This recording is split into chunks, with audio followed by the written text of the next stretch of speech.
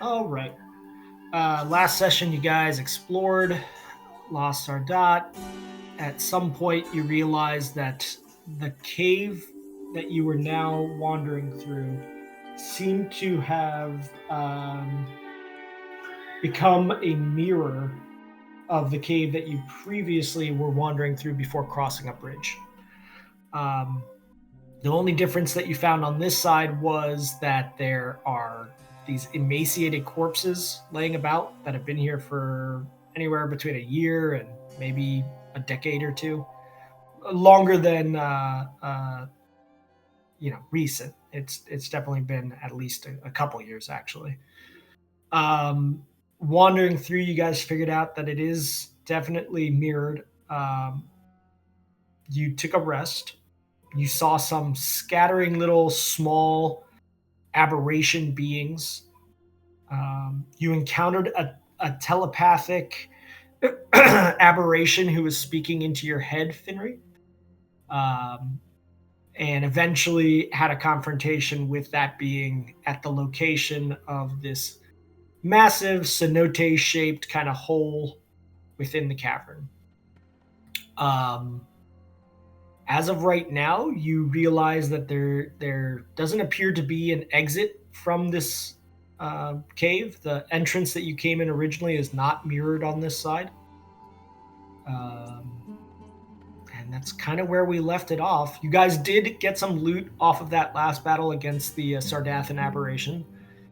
It was 1,500 gold and the necklace parapet that Max grabbed from the side of the hole itself. So that is in the bag of holding now, just for simplicity's sake.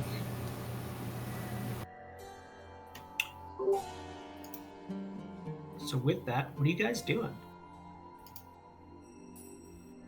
Everybody's looking around. Medolfir is staring over the side of the hole down. Okay. As you stare down, there's nothing moving in your 60-foot dark vision range.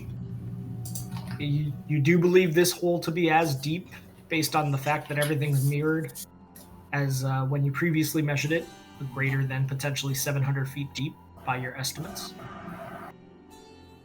So call over his shoulder to the group. Who all has rope? How much rope do we have?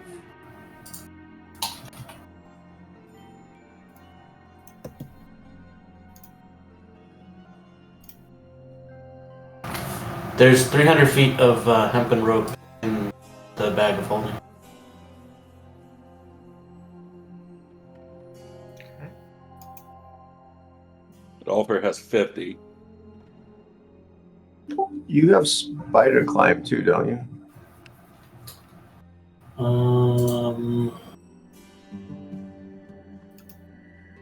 Look at my spell list.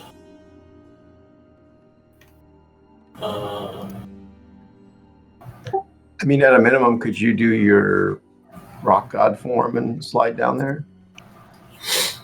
Is it solid rock? Give me a knowledge nature.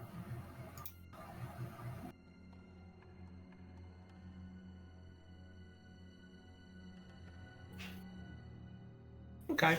With that check, from what you're seeing as you examine the sides of this cliff, there are portions of this cavern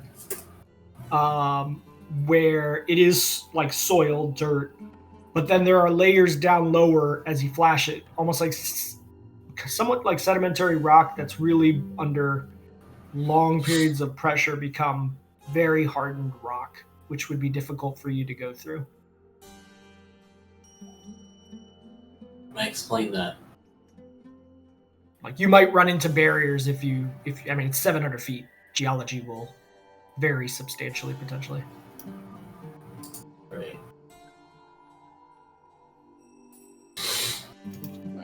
The problem isn't necessarily getting down. We have the means to do that. The problem is getting back up. We also don't have 700 feet of rope, so I don't know if there's a easy way for us to get down there. So spider climb I don't have prepped. And I don't see any scrolls. I think I used up all the... Let me look again. No, I think yeah, they're all gone. I mean, we could, this out of character, we could, of course, rest and, prepare for whatever, but I don't even think with a full spell slot that you would have the ability to get us all down there with magics, right? I mean, I guess Featherfall would last long enough to make that descent. Spider climb potentially to get back up, but we're talking about casting it each one 4 times. Yeah, I would have to prep it 4 times, and that's a pretty it's a what is it called 3rd level spell, I think. Which one? No, second level spell. Yeah. So I would have to. We'd have to potentially rest down there for you to regenerate the spell slots to be able to cast it to get out. Yeah. Max, your Archon's focus at this point obviously would have run out, but you do still have your enhanced magical flow just for all intents and purposes, and your mage hand technically is still up also. Yep. Well, is it? Yeah, I don't think you dropped concentration. What's the maximum length for mage hand? No, so for mage hand, I lost it the day before. Oh, hold on, no, because out of session I cast it, right? Yeah, exactly. So go ahead and use that. Let me mark it off. You used it to grab the necklace. All right, there. All right. Thank you. Yeah. So Medofir, that is an accurate assessment. We could with Featherfall, if we jump and then I time it and I cast it after we jump, we could make it to the bottom. How long does Featherfall last? It's a combination of, it's either when we touch down or a period of time equal to, let's see here, 1 round per level, so and it's 60 9 feet of falling per round. Yeah. Is it though? Does it say that? It says that 60 feet per round is how fast you fall. Yeah, so we'd have to jump, and then after we jump, I'd have to cast it. It's not an AoE though. You'd have to cast it individual castings per. No, it's 1 medium or smaller free falling object per or creature per level. No two of which can be more than 20 feet apart. So I can do 1 casting and get 4 people, no problem. Oh shit! Okay. As long as we're we have to jump with our holding hands or something. Like the skydivers do out of a plane. Yeah.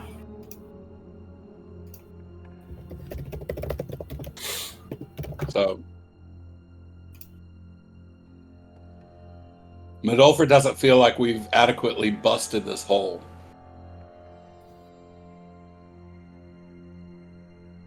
While you guys are thinking that through, on the main page, if you go to local research, I have sort of added some additional information from last time just for quick reference.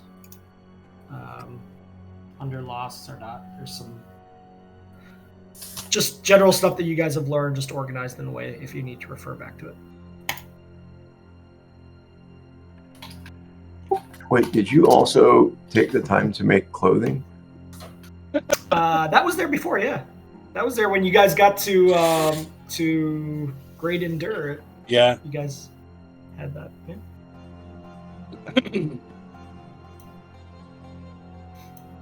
So,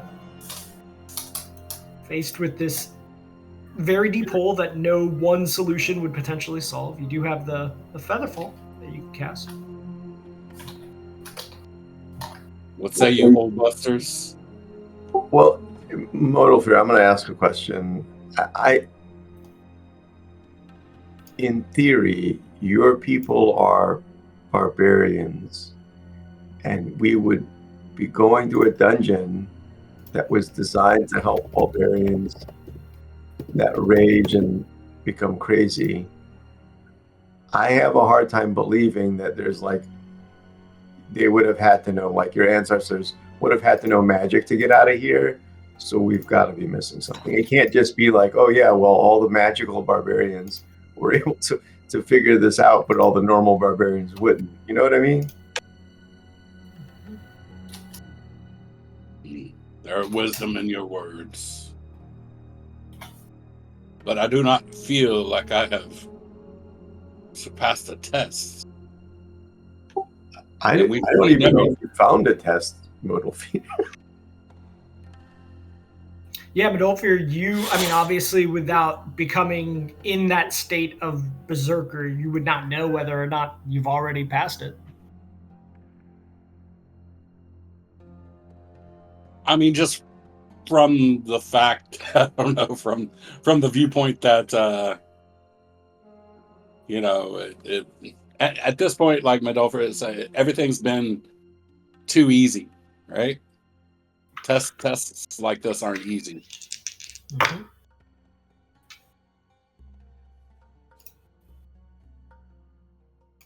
So. Right. But it's also like we're not religious, but there's a heavy introspective spirituality, right? And that hasn't. It just doesn't feel like that has happened at this point. Plus, thinking back to the inscriptions, which the glyphs, we haven't come across anything that's been reminiscent of the one about the glyph of the Yevgeny, the one with the aura around it and cloud above it with rain falling. And yeah. Though we have experienced something relating to the drums, hear the drums echo tonight. So I don't think it's outside of reason to say we came across something relating to part of that, but not all of that yet. You know what I mean? Just a reminder where you guys are currently in the cave system. You're pretty close to the bridge that's to your south, and pretty far from where the supposed entrance that should be here but isn't here, it was found.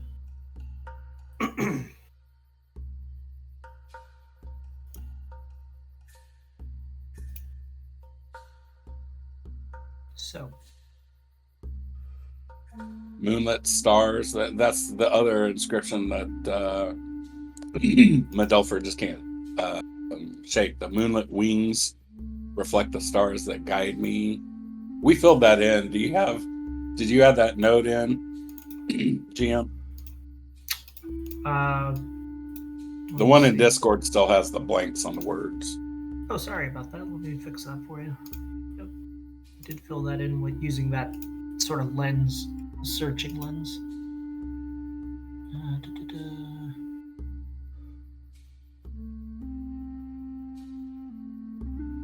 I don't remember. Yeah, it's filled in there. In the, where are you seeing where it's not? Moonlit wings reflect the stars that guide. In Discord, where? Oh, you added it into. I'll post a picture in Discord. Hold on 1 second. Yeah, thanks. Here, I highlighted it. The deciphers. There you go. Yeah. Thanks. How do we? Oh, it's on the landing page. Yeah, it's in the campaign landing page under that research notes. I also dropped it in the lobby on Discord if you want to just cool. Yeah. Moonlit wings reflect the stars that guide me towards salvation. Yeah.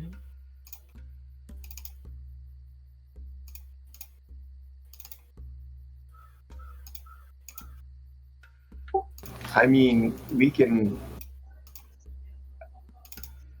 Do we feel like we've explored every single bit of this dungeon at this point and done the search in every area? Yeah, I mean, the only place that you feel you haven't been down, having searched around for about an hour before, looking around, covered all the hallways in the south, is down this hole. And I guess you haven't been back across the bridge the other way to see if anything happens. Oh, no, you did do that. You went across the bridge into the darkness, and then you returned back to see the corpse previously. So it seems like no matter if you cross the bridge or not, you keep coming back to this place, which has no exit from it. Oh. So, also, Matt, what was that? Or Max, what was that necklace you found? Yeah, I was looking in the bag of holding. I don't see it. Sure. Is it there? Yeah, it should be. I dragged it there, so let me double check. Should be. Yeah, it is. It's in under armor and equipment in the bag of holding. Okay. And it should just show up as a carry. Hey guys, I'm gonna go top off my coffee. I'll be right back. Sure. Yeah, I mean, you did grab this parry up just now from the side of this cliff. Yeah, I don't have any identify scrolls, so I can't. I don't think I can do anything about it. Okay. Other than put it on and see what happens, but not there yet. Okay.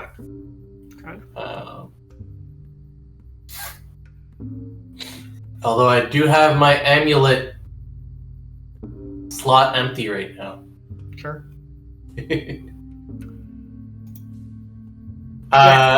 I've also taken Max's portion of the gold, so other people can just take their portion if they want.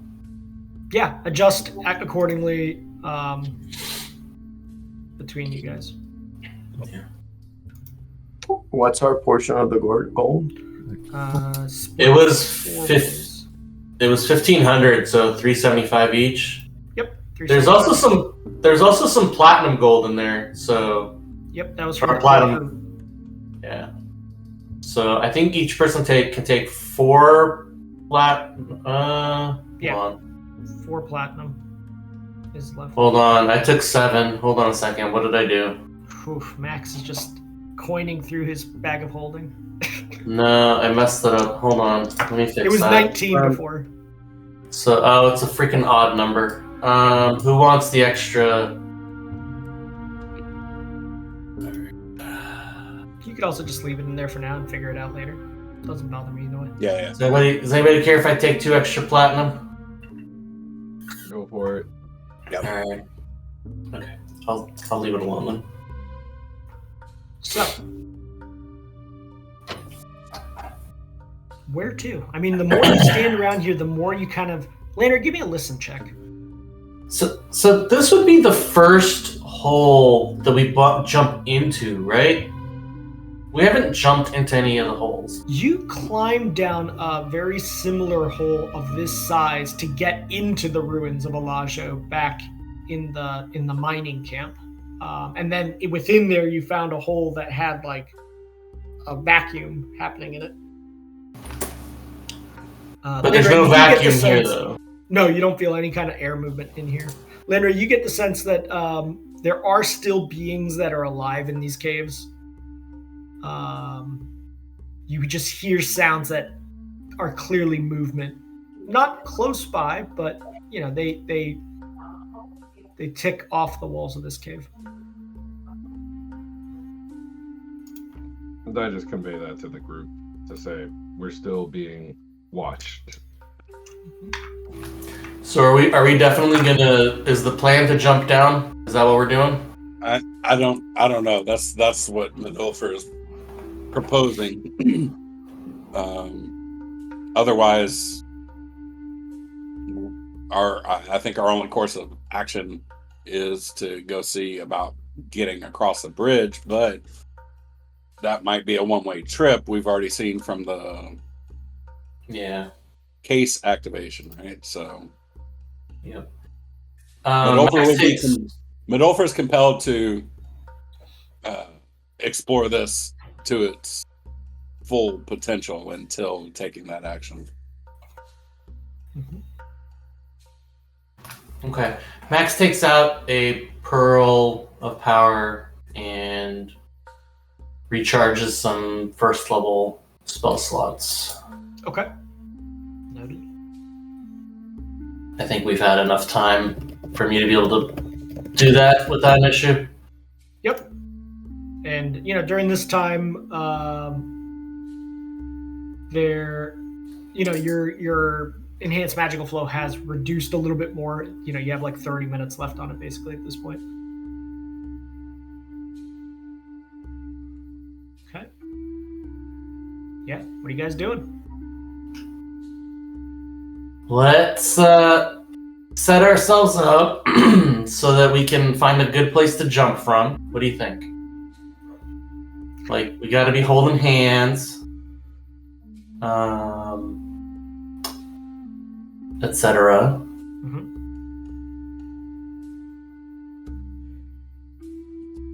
Yes? No? I can give everybody a big bear hug because y'all are all tiny. Yeah, I mean, Midolfir, like, definitely with Finnery, you could easily, like, just get on Midolfir's shoulders or hold onto his back like that. It's easy enough. So the only thing that's coming to mind is I can't remember which adventure it was, but there's an old school adventure where, like, you enter a dungeon and the very first thing is there's this giant, like, orb that you can jump into, and if you don't find the hidden door, you basically jump into a localized orb of oblivion, and it's a total party kill for like over 80% of the people that have ever played the dungeon. Is it Tomb of Annihilation? Yeah, and all I remember is I jumped in that damn hole, and now here I am jumping in another hole where I don't know what's on the other side. But here's the thing: that campaign wasn't called Hole Bust. Yeah. That's very true. That was called Tomb of Annihilation, which is exactly what happened to you, to be fair. Guys, we can always just quick save and reload if this goes awry. Right.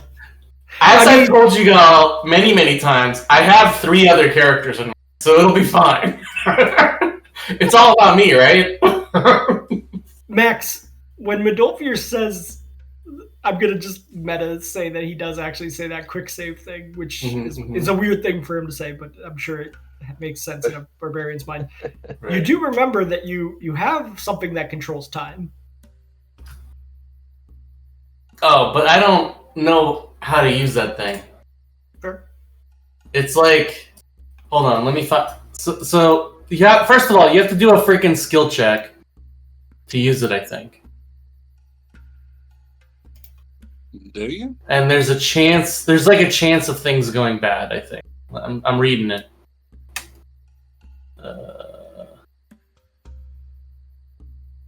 I forget how it works. You trigger it by opening the outer face of the clock as a standard action and then speaking the command word, which is in an amount of time. So you got to use like a sleight of hand DC 20. So as far as Max is concerned, that's useless. I mean, I'm good at sleight of hand, but honestly, that's too complicated a thing. I would just dump it in the lamp at this point because we've been carrying it around, but like I just don't know when we would use it at this point. But I'm ready to jump in the hole to Modalfear's point of bust the holes. Jump in the hole and bust it. Here's the only thing Max has for prepping. Like it might like if we sleep down there and then use spider climb to get out. Like maybe if we pre-set up that rope that we have and dangle it down, then it gives us like less distance that we have to climb up before we get to something we can hold on to? I don't know. When we're coming back. So if you're fully rested and have all your spell slots, would you be able to cast Featherfall once and then Spider Climb 4 times? All in one rest? All in one full collection of spell slots? Because if so, then it might be best to take a rest right now to refill your spell slots so we can get the rope set up as part of that rest. I'm just a little worried because we already took a rest down here. I could have prepared Spider Climb if we had discussed it before. Yeah, but I mean we didn't, so we're here now. We don't know. I can prepare Spider Climb 4 times and Featherfall once.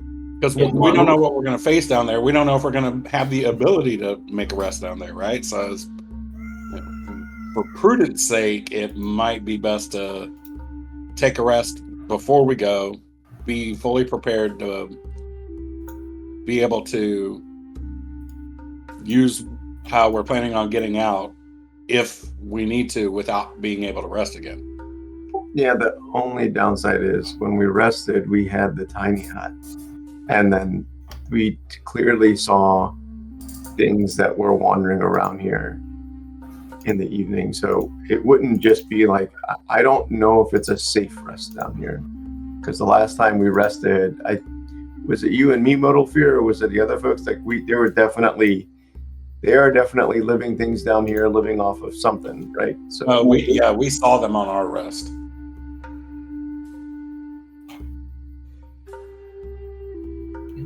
So it may not be as easy a rest as we had last time. Yeah, it's possible. So I don't know. So I'm just presenting that as a matter of prudence. But here's the counterpoint to that. Spider Climb is 2nd level spell, and if I have to prep it 4 times before we go in the hole, that's 4 less spell slots to fight whatever's down there, right? I hear you. So, guys, I have a plan. Yeah. I'm gonna find one of those. I'm gonna find enough of those binders until I level up. I'm gonna take a level in monk. I'm gonna Jackie Chan my ass down that hole to see what's going on. I point to the dead body and I say that might have been his. Are the walls of this hole is this like a well that the walls are straight down, or is this just an opening that opens in like a bottle opening, GM? It is strangely straight down from what you can see, at least within the 60 feet. You have not lit it beyond that. I guess 120 feet technically, because Landray with his low light vision could see with the light. So as far as we can see, the twig doesn't give off 60 feet. No, I think the twig is 30 feet. No, the twig is what's its low light distance? It's but either way, as far as you guys have seen down there, it seems pretty vertical in its whole shape. It does not widen or narrow. Dim 40, bright 20. Okay, so Landray has seen 80 feet down the hole. Well, it sounds like maybe then the choice is to YOLO this and just go now. I don't know, man. I'm stuck. I mentally have no idea what to do in this dungeon. So I'm down for whatever plan because there's nothing in here. I can't see any Modal Fear. If you were down here by yourself, what would you be doing? Because that's what this dungeon is designed to do. So maybe we're supposed to, fight all the goofballs in the evening. I don't know. I just don't understand this thing. But don't fear. You know that when you entered this dungeon, you kind of did an internal reflection, a wisdom check that kind of led you to reconnect with your Wolfenveer intuition. It's worth a try.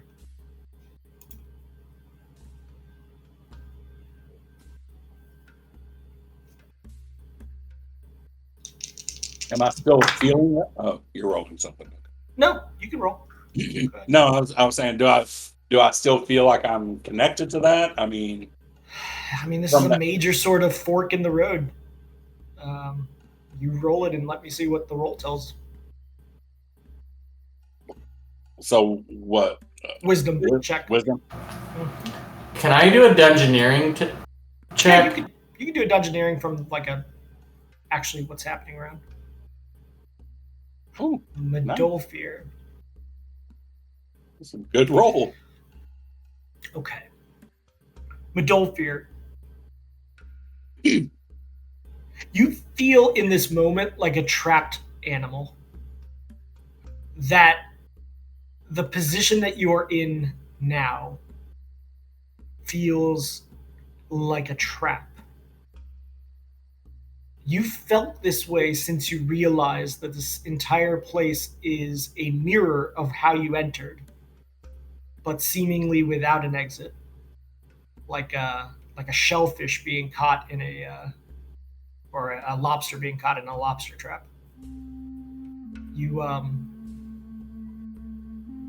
Your greatest worry is that wherever else this labyrinth goes, doesn't feel like it's getting you any closer to where you need to go. And you recall the lyrics of the song.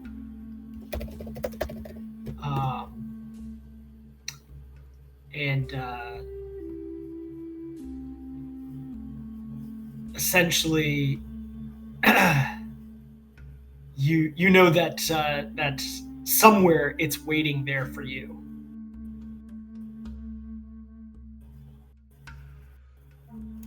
This doesn't feel like that somewhere. The hole doesn't feel like that somewhere?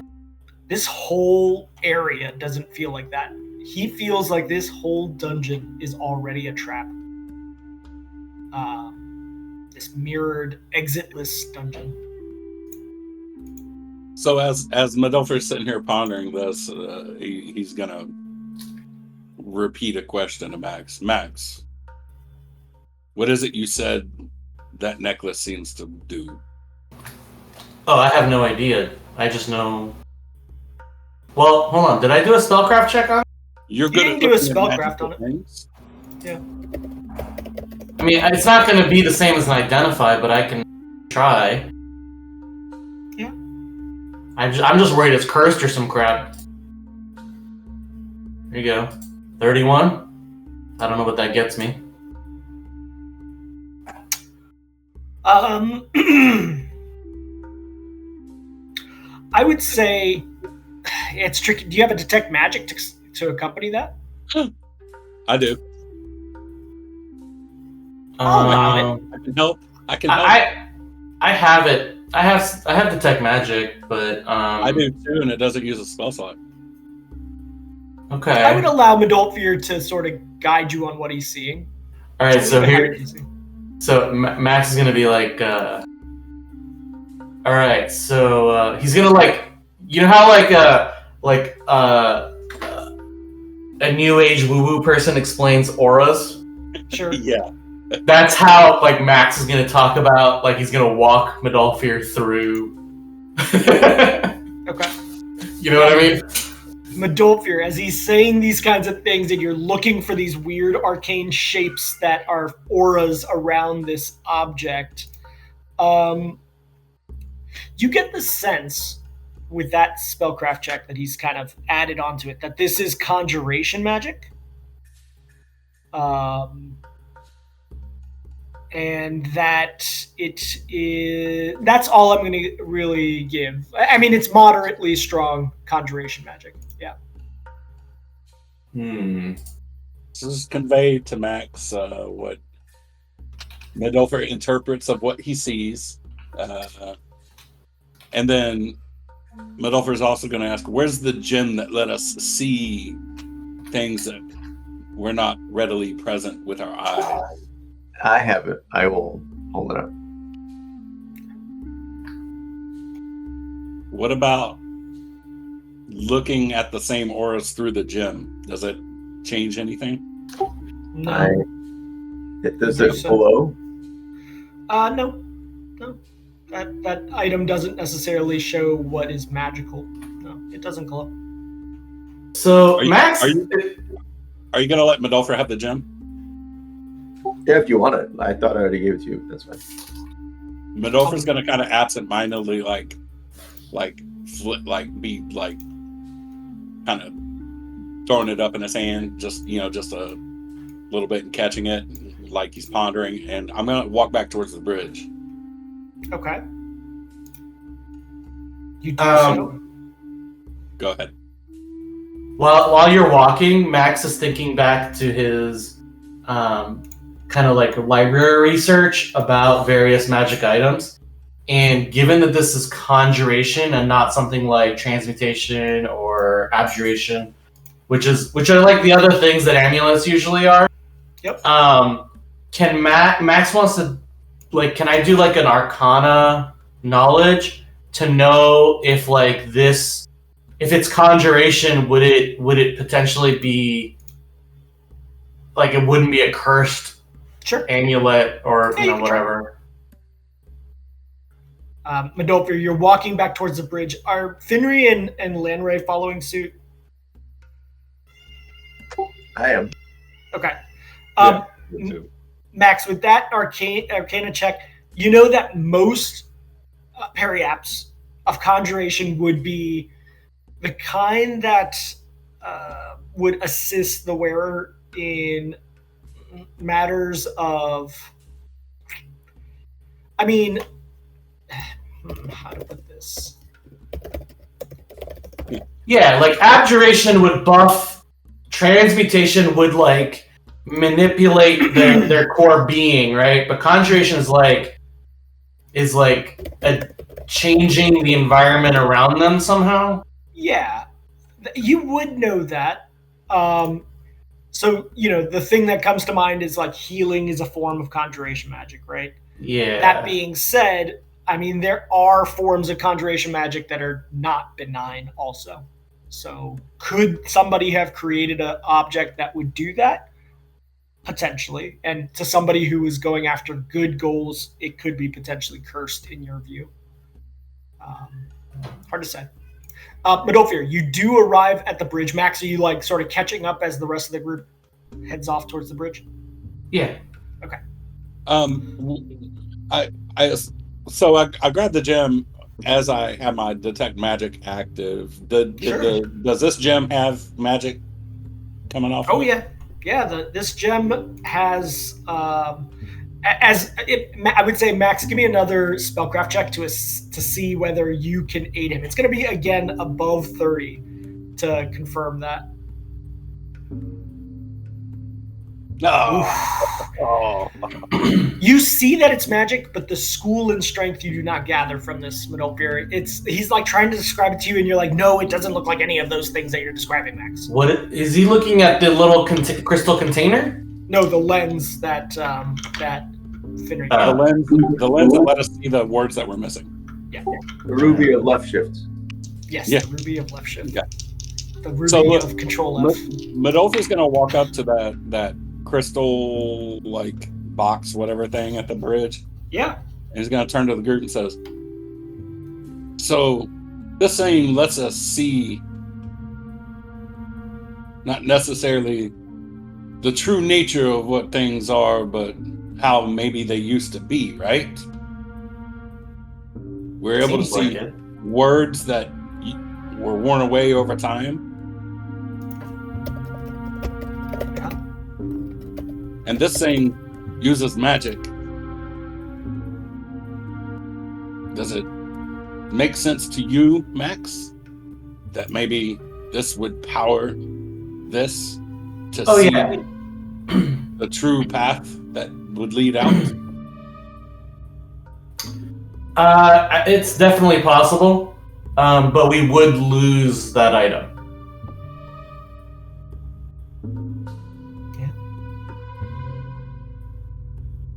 I mean, we previously talked about just casting a spell. If we're just trying to leave, you can cast a spell into the lamp. That seemed to work, right? We haven't cast a spell. Last time I put a Whitstone in there, but we could try casting a spell. Do you wish to do so? Now, GM, remind me, when I did spend some time on evaluating how this crystal device works. You did. You gained the maximum amount that you're going to be able to gain from it previously. Right. It does seem to be powered by some form of arcana that it is seeking. The batteries within it seem to only be like transfers of that into whatever this conduit system that goes out of it is. So it seems to be seeking arcana. Right. But so my question is, does it just get powered by spell slots, or does it take the particulars of the spell being, or the particulars of whatever the source that it's pulling energy from, and warp the results of that somehow? You'll have to test part of that empirically. So I would say that if you were to cast a spell into it, you might be able to discern that with a spellcraft. Just create water in there, if you still have create water. I don't. I changed it up after we rested. But I could do. Let's see here. Oh. I could do days. Well, no, I don't know how that would be. Just experiment it. Midolfer is going to use his message.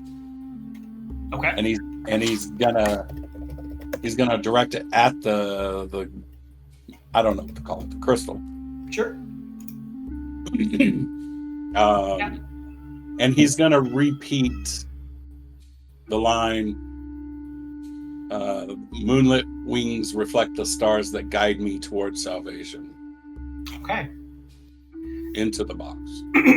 As you cast and point towards the box, there is a sudden flash of that lantern that is halfway across the bridge. It seems almost even faster than when the Whitstone was placed in it, as if shorter than a blink of an eye. Like, as you were looking, you may have even thought that it was your imagination that it blinked. But the lantern did blink.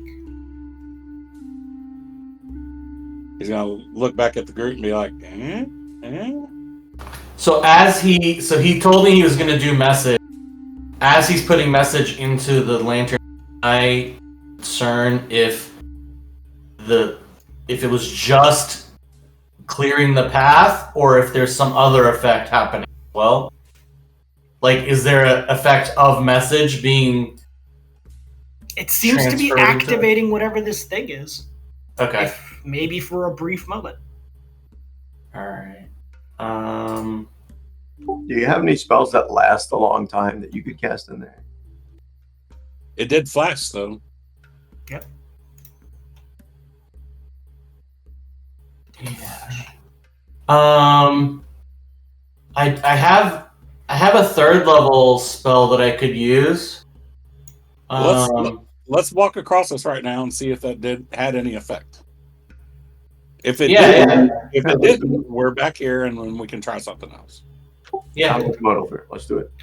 You guys start crossing the bridge into that darkness. The twig itself starts decreasing in light and then starts coming back as you escape this darkness. You find yourself back at the end of the bridge facing the corpse, believing that you are still in the mirrored side. Is it the same corpse? It appears to be. Nothing has moved on it yet. So, given that message is a cantrip, I'm assuming that the fact that it's a cantrip is the issue. So, Max is going to say, okay, let's try a different spell. And as long as nobody's saying, no, hold on. I would say, let's make sure that the level of the spell is really what works before we you invest too big of a spell, Max.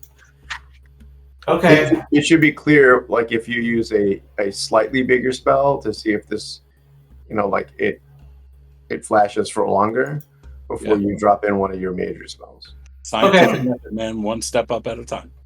All right. So I'll say, okay. I'm gonna expend one of my Ray of Enfeeblement spell slots. That's a first level. Go ahead and do so. Am I actually casting it, or am I like draining the power of the slot into the device? You're casting it. Okay. Here we go. Okay. As you cast this spell, the ray shoots from your hand as it normally does, striking the crystalline casing. For a brief moment, there's almost like a chemical reaction within the casement as you see like a swirl of arcana that poofs out of existence. More than what Modolfir did. Modolfir's almost seemed like you're running at 30 FPS and whatever happened was at 60 FPS. It was just like maybe something happened. This time there is a brief moment, still less than a second, that this reaction happens, and the lantern above the bridge lasts for as long as that was, but then it disappears in less than a second. Okay. So let's walk across and test it out. So, I mean, I could expend a fifth. I mean, it either is going to work or not, and fifth level is my high. So I can't imagine there was 5 spell levels worth of energy trapped in that whetstone, right? Yeah, it could be. Yeah, you want to test this? Well, I think the other thing is go on the bridge, and you can cast into the lamp whenever you need to see something. Like we're just standing on one side. Why don't we go stand on the bridge for when it's starting to get dark? We should, as if we can see the lamp, you can cast Ray of Enfeeblement for like what? How long is this bridge? Like 10 feet, 20 feet? No, it goes out pretty far, like 50, 60 feet before it starts going into this darkness, and you're not sure how far past that. It keeps reflecting you back. When we're out in the middle in the darkness, can we see the lantern? Like we would have noticed, right? There's a position that you can get to before it completely escapes into the darkness. Yeah, I mean, it's not right next to it. Yeah, go there and cast Ray of Enfeeblement, and then walk towards the other lamp. Like, and if we might have to just have someone on the bridge, and then someone try to do this. I don't know. It's worth doing for sure. I mean, Ray of Enfeeblement is only first level, so it's better to use that up than if I can recharge a first level with my Pearls of Power. So yeah, for sure. So who all is going out on the bridge? This is a group effort, man. So hold on, GM. Yeah. When I cast that Ray of Enfeeblement, do I get the sense that the effects of the Ray of Enfeeblement are like being spread out into the bridge area when that happened?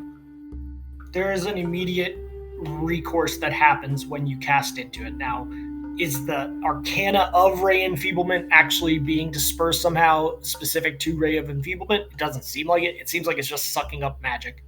Okay, that's my question, is that I don't expect there to be like the actual sapping of strength. No, it doesn't seem like it. Okay, all right. Yeah, let's go stand. I mean, that's a great idea. Let's go stand in the middle of the, as far as we can, but while we can still see the crystal. Ray of Enfeeblement range is 45 feet, so yeah. It's about the distance anyways before the darkness starts enveloping enough that it becomes difficult to see the casement. From 40 feet away, you can still see it good enough. Do you wish to cast it again? Yeah, once we're all out there and we're together, then I'll go ahead and cast it again. And what are the rest of the three of you trying to observe or look at when this happens? I want to be looking across the bridge. Noted. Like picturing. I am not looking across the bridge. I am worried about crap coming out from underneath or above the bridge, so I am going to be generally aware of dangers. Landry? Yeah, I'm going to focus across the bridge. Okay. Noted. Max, As you cast that, the same sort of happens in the casement. For a brief, less than a second, there is a light in the lantern. I need Lanray, Finray, and Medolfir to give me spots. Max, your focus has to remain on that in that moment. It's not long enough for you to focus your attention elsewhere. Okay. Oh. Classic Finray. Finray, as you look down into the darkness of the chasm, you're just like, it is an endless abyss of darkness down there. Basically, I fall in. Yeah. Medolfir, you see across, in that brief moment that light shines, a place that looks unfamiliar, that has geometry that is not like what you just came from. Lanray, you see even more detail in what you're crossing. You notice that across the way there's a large stone pillar with some sort of glyph on it that is unusual compared to what you'd seen before. And you also notice there's no glass casement at the end of this bridge, unlike the end that you just came from. It appears to be a different place. But in that moment, the lights go out, in a split second.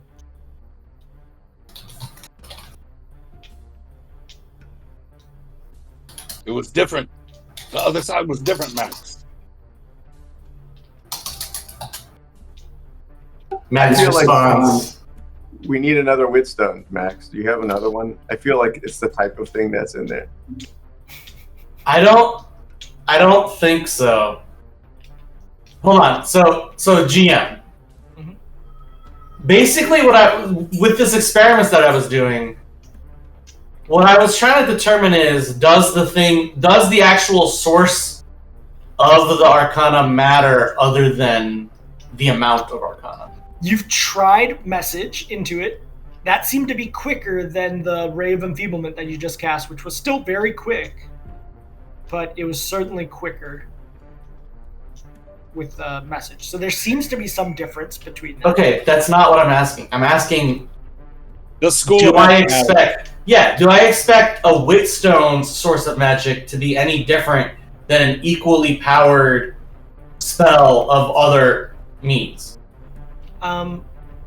No. The Witstone reaction that you had when you did it compared to what you just did was very similar, and it doesn't seem to be specific to anything different that you did. We don't have any more Witstones. I respond, right?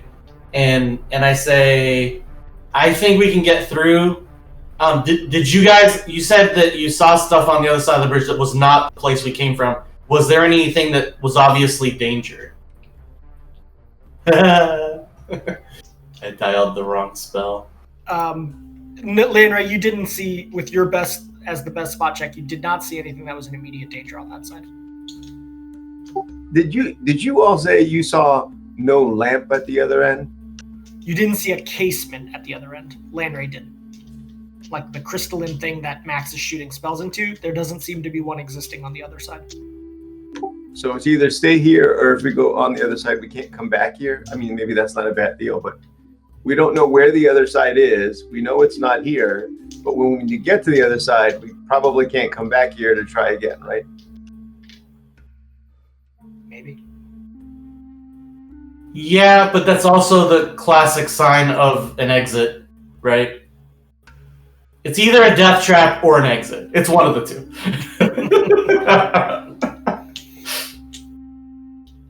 And given that Medolfir had an epiphany at the hole, it's not the hole, right?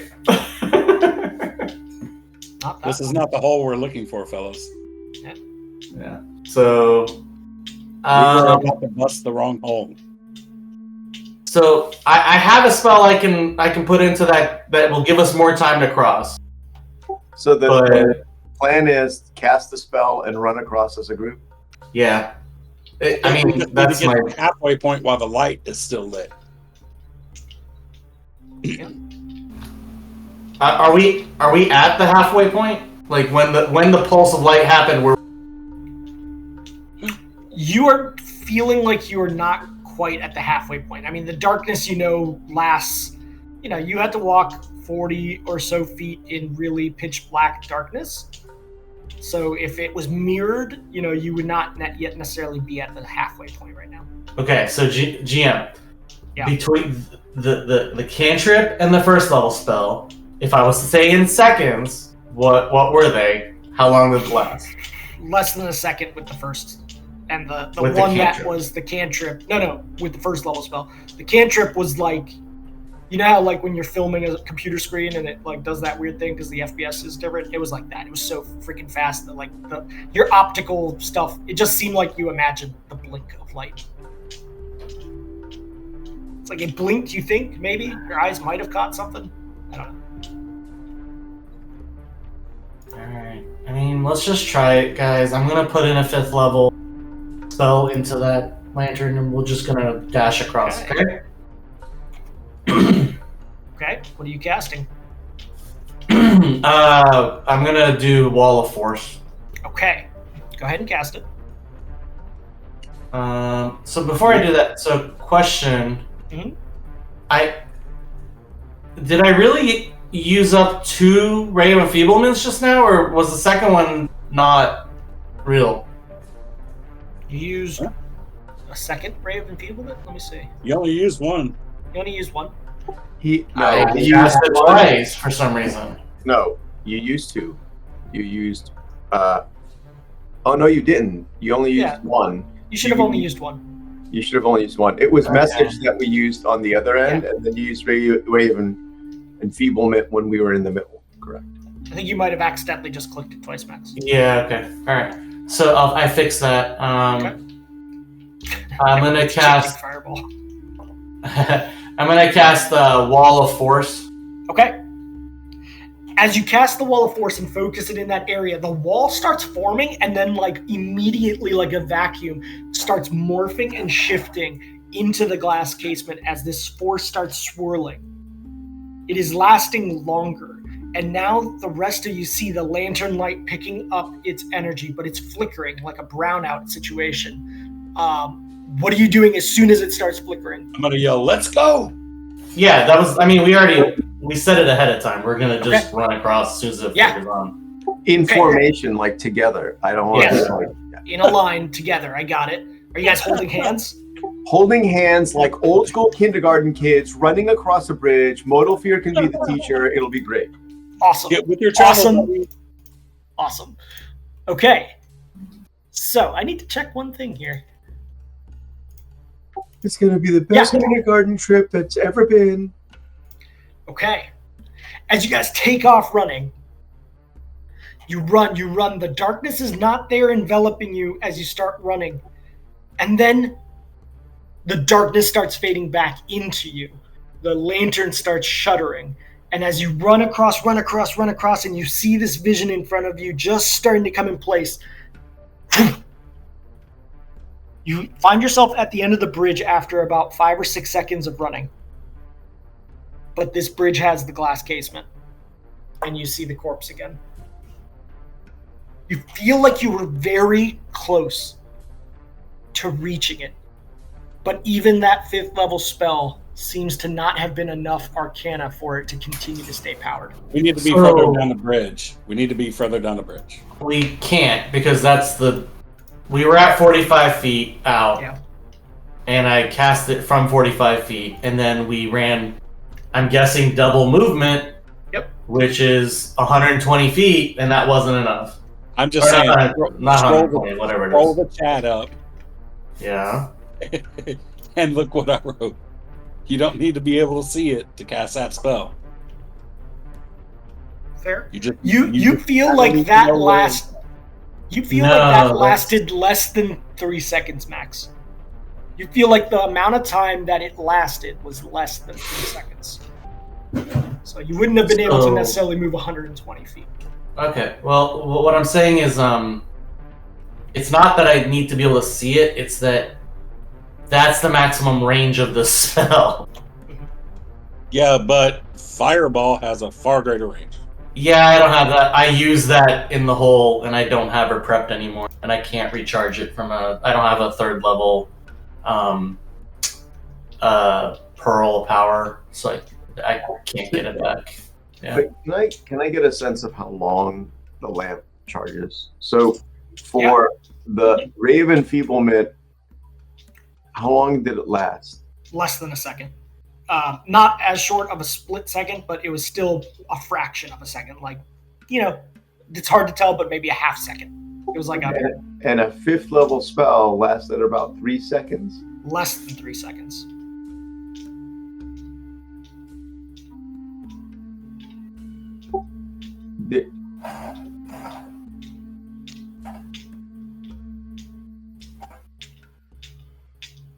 What is that clacking sound? That's me, sorry. That's just nervous clacking. Oh, okay. That's the skulls of the last party he's kicking around under his head. Yeah. I mean, the casement did stuff. It had a reaction, but it seemingly was just like it filled up on the Arcana and it expended the Arcana. Yeah, I mean, it's the highest level spell I got, and I don't have any scrolls of higher. So I don't think we have enough Arcana to power this thing. So thinking back to when you put the Whetstone in, what was the approximate time that the light lasted with the Whetstone? About a second? Well, even less than like the first level spell, like less than a half second. But it was enough to get across the bridge. Because going in is not the problem, getting out is. So it's not unidirectional. We tried to cross without the Whetstone and it kicked us back around. And then when we put the Whetstone in, we weren't even that prepared. We just ran across. So, like, I'm with Max on this. I don't know how we got across. We didn't try to go across without putting something in there the first time when we came in here. Yeah, but the first time you went across was with the Whetstone. But what I'm saying is that it gave us enough time to get across.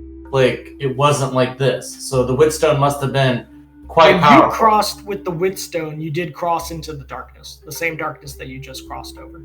Right. That's what I'm saying. The rules of one direction of travel are not the same as the rules of the other direction of travel on this. Just like a trap, it's easier to get into than it is to get out of. The thing I'm curious about, the thing that was different about a Whetstone is it wasn't a spell, it was an item. And so before we trash an item, I want to make sure it's worth it. Is the reason that it's, because we had talked about the Whetstone actually didn't have that much magical power, but is it just a magical thing that we need to drop in that to make it better? Or is it like, that's the only thing I can think of, is it needs a physical something? From your past spellcraft on this thing, and now with this empirical sort of I also cast Analyze Portal when we first came up to it before. Yep. So with your analysis of that, you believe that the magical items that have been infused with sort of permanency or long-lasting effect from a value of Arcana standpoint, you know what it takes to craft Arcana. You know that from what Flicker Wisp and you chatted about all the time. That you know that value might have impact on how long it lasts. Based on how much that you've done here, because, to craft something of that, you have to kind of infuse your own life force into it. Okay. So you know that magical items have great power within them. Hey guys, I've got a suggestion to take care of two problems. Why don't we just put that time conduit clock right into that crystal over there? We're never going to use it because we don't understand it. I mean, yes, but how about it is potentially useful, right? What about the gem? If we're going to sacrifice an item, you're talking about the Periapt, the amulet gem? No, the ruby of left shift. I have no problem. I think that's worthless. So. left control, the ruby of left control or left alt. Yeah. Right. Up to you guys. I just say I don't know. I hate this item, and I point into the bag hole clock conduit. I'm like, up to you guys. That's iron magic, though. Come on.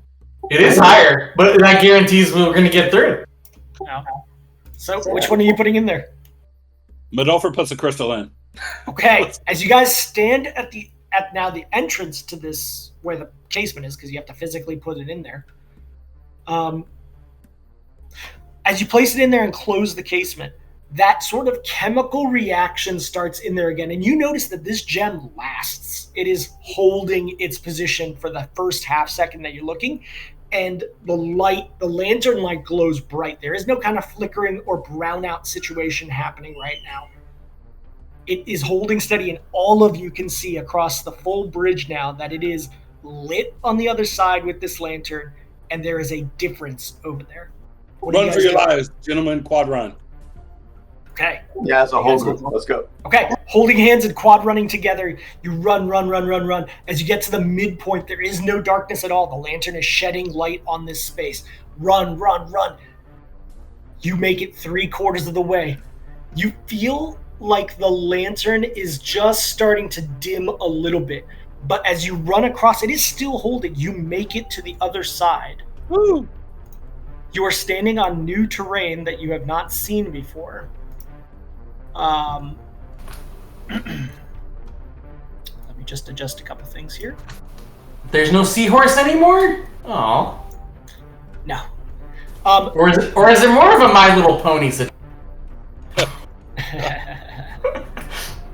I just hope there's a potty over here. It's been 2 sessions. We haven't seen a potty. Yeah. Where's the bathroom in this place? I mean, there was a giant hole. Yeah, I was gonna say we should just go in the hole, really. Yeah. Let me do one thing real quick. Okay. Yeah, you make it across.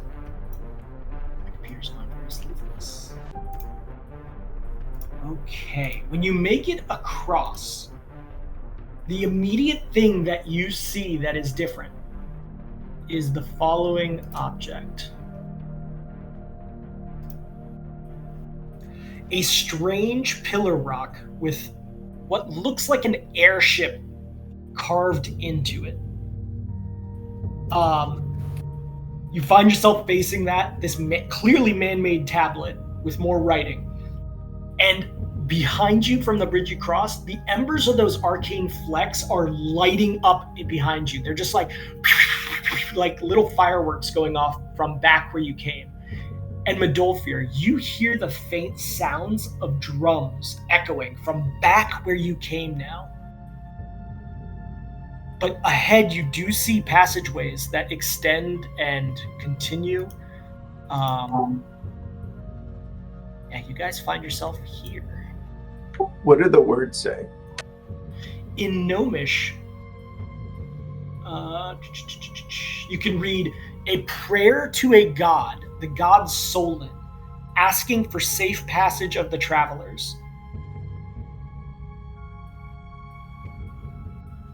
This tablet is also made of a different kind of stone than you've seen elsewhere in this cave. It is a black granite with these long kind of veins of quartzite that run through it in like a spider web pattern. Like we saw before in Terthus? Very similar to the stone that you saw that Flickerwisp kind of cowboy rode away on, yes. Now, and then you're saying the glyph was of a, what was it? I'm trying to read airship. It's clearly like some sort of airship like you saw in the Outer Plains, but the message underneath it in Gnomish, both of these things are very worn out, eroded. The words and the glyph are both eroded. And it's a prayer to the god Solin asking for safe passage of the travelers.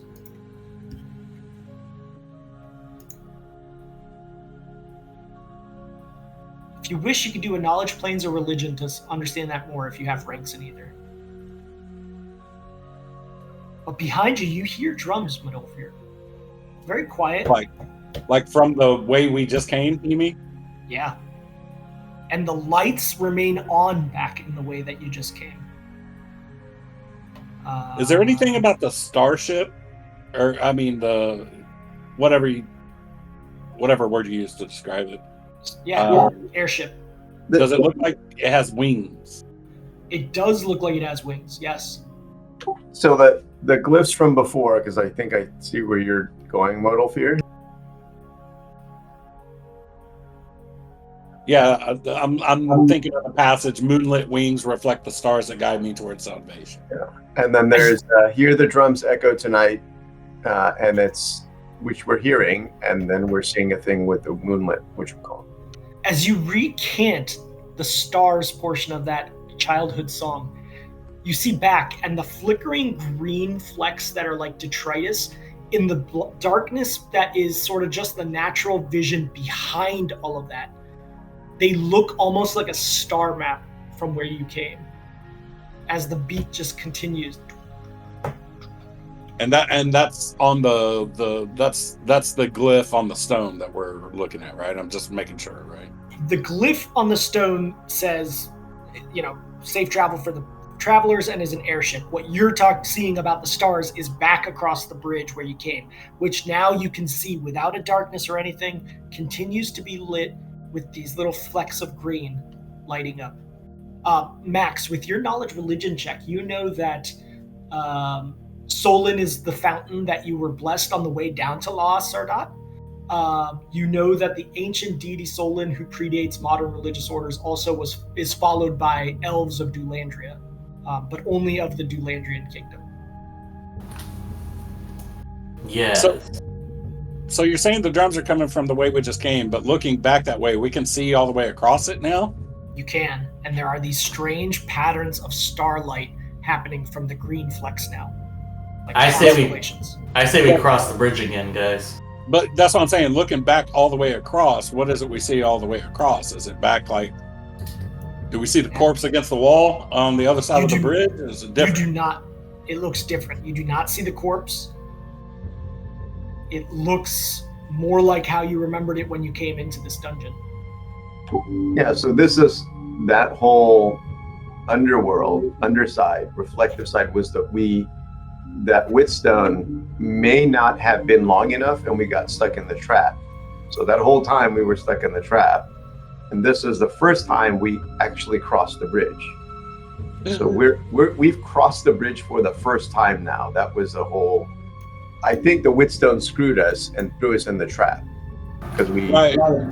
Right. But what I'm understanding right now is, it seems like the direction of travel we need to follow, if we're paying heed to the list that we've already read, is now back again across this bridge. It's not, because here. Let me ask you a question. If I look back across the bridge, I see where we came from. If I'm looking on this side of the bridge, does it look like a mirror of that side? No, this side of the bridge is a whole new pattern that you haven't seen before. You see that it opens up to the north. You see that it opens up a little bit to the south. And there's other rooms ahead that look different than before. But Modolfir, inertly inside of you, you hear these drums, and nobody else is hearing drums, by the way. Only Modolfir is hearing drums back from that bridge crossing, down hallways, and the stars that light from the flecks remind you of those lyrics. GM. Across the bridge. Okay. Yeah. GM. Is this accurate? We're standing here? You are, yes.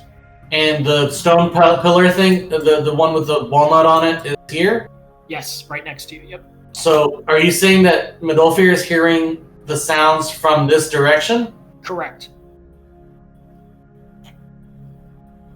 Yeah, the stuff across the bridge is the first area we already explored. Now some things are happening over there. Yeah. I would say let's explore this side of the bridge, because I'm afraid if we go back, we won't be able to come back without sacrificing another item. I agree with you. But it's different. And Modolfir's going to be like, but the drums. Yeah, Modolfir, you feel as though something is activated where you've come from. The drums, the light. For you, it feels something is pulling you.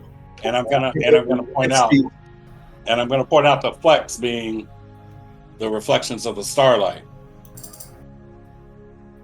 Yeah, I mean, it's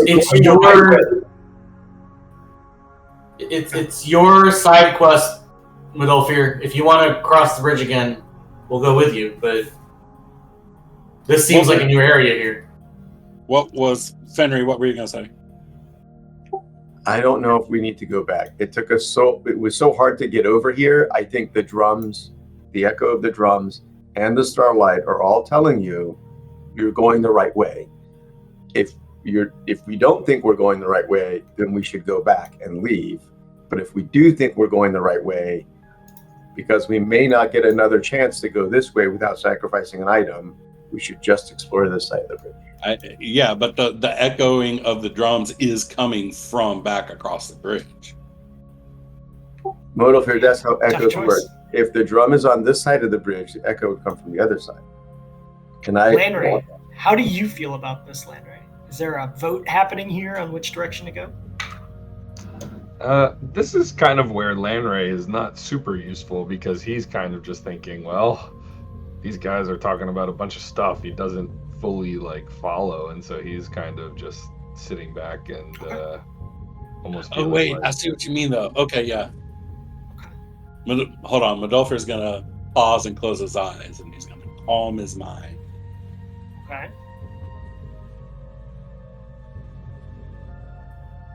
At this point in decisions, you can make a wisdom check. The DC is getting harder and harder each time, the further you go down a path. Yeah, he's gonna ask the ancestral spirits for a sign. They don't it is like muddled at this moment. Finri, as you look around, you get the sense searching around in this immediate vicinity, and I will open up a few more little pathways for you, that this area here has ruins of a whole other kind of people. You find more gnomish elements to this area than you did on the other side. Fragments, things that remind you of Alajo. Do you explain that to the rest of the group? Yes. Okay, Max says, okay, I have an idea. If we go east, we're going to be going to the X on the map.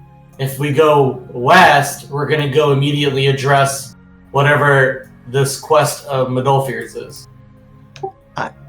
I think I would say where we need to go where Medolfir's quest is. I don't know if the X isn't Medolfir's quest.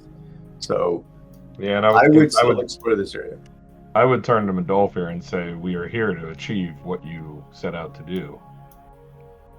Yeah, I guess ultimately, Medolfir, internally, it comes down to you, as this is some of what Barog mentioned. At a certain point, you will need to make a decision for this. Well, I'm gonna look around and see if I see any of the Wolfenveer inscriptions for good or bad. Excellent. You do a search check. Yeah, Max, you were asking?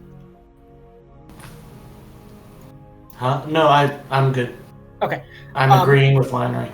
Give me the search check. Finry and Landry helping you out here. Oh, God.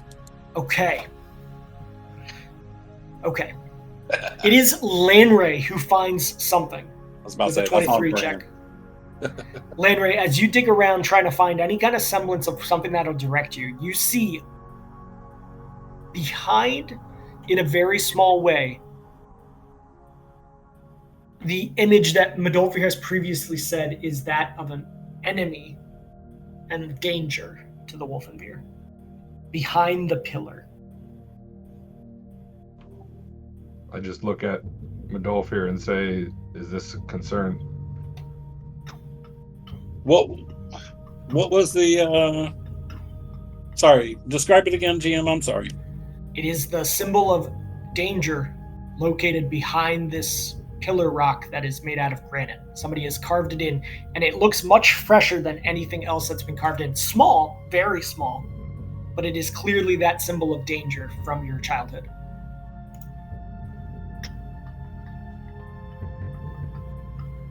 So to see this image, you would be looking across the bridge. Yes. Oh, so the symbol is over here somewhere.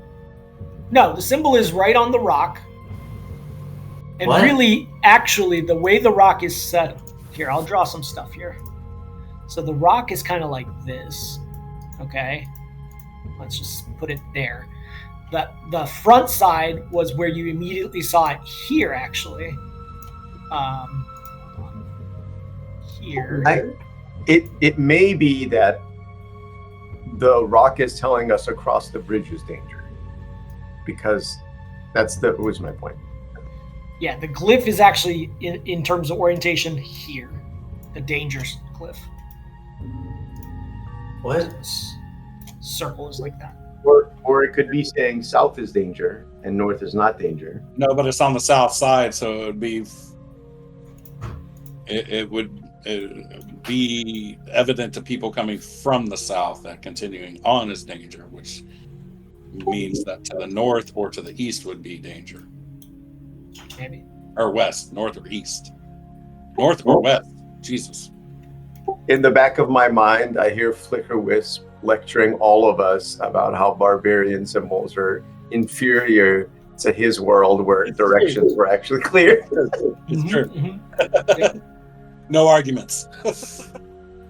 I mean, you got to think of how the wolf into your mind would work here.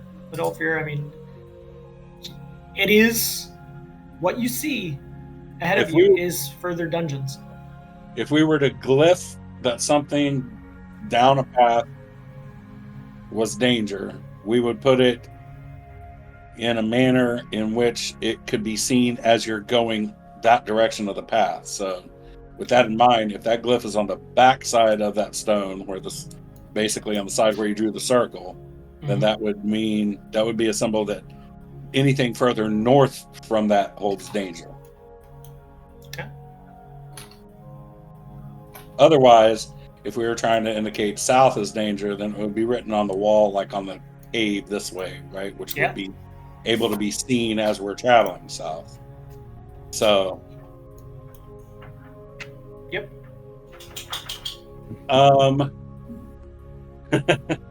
Yeah, it's true. It's true. We're very simple-minded people. But or it's the reverse if the guy doing the glyph is drunk, but we don't know if the guy was drunk. So now we can probably go south. Also true.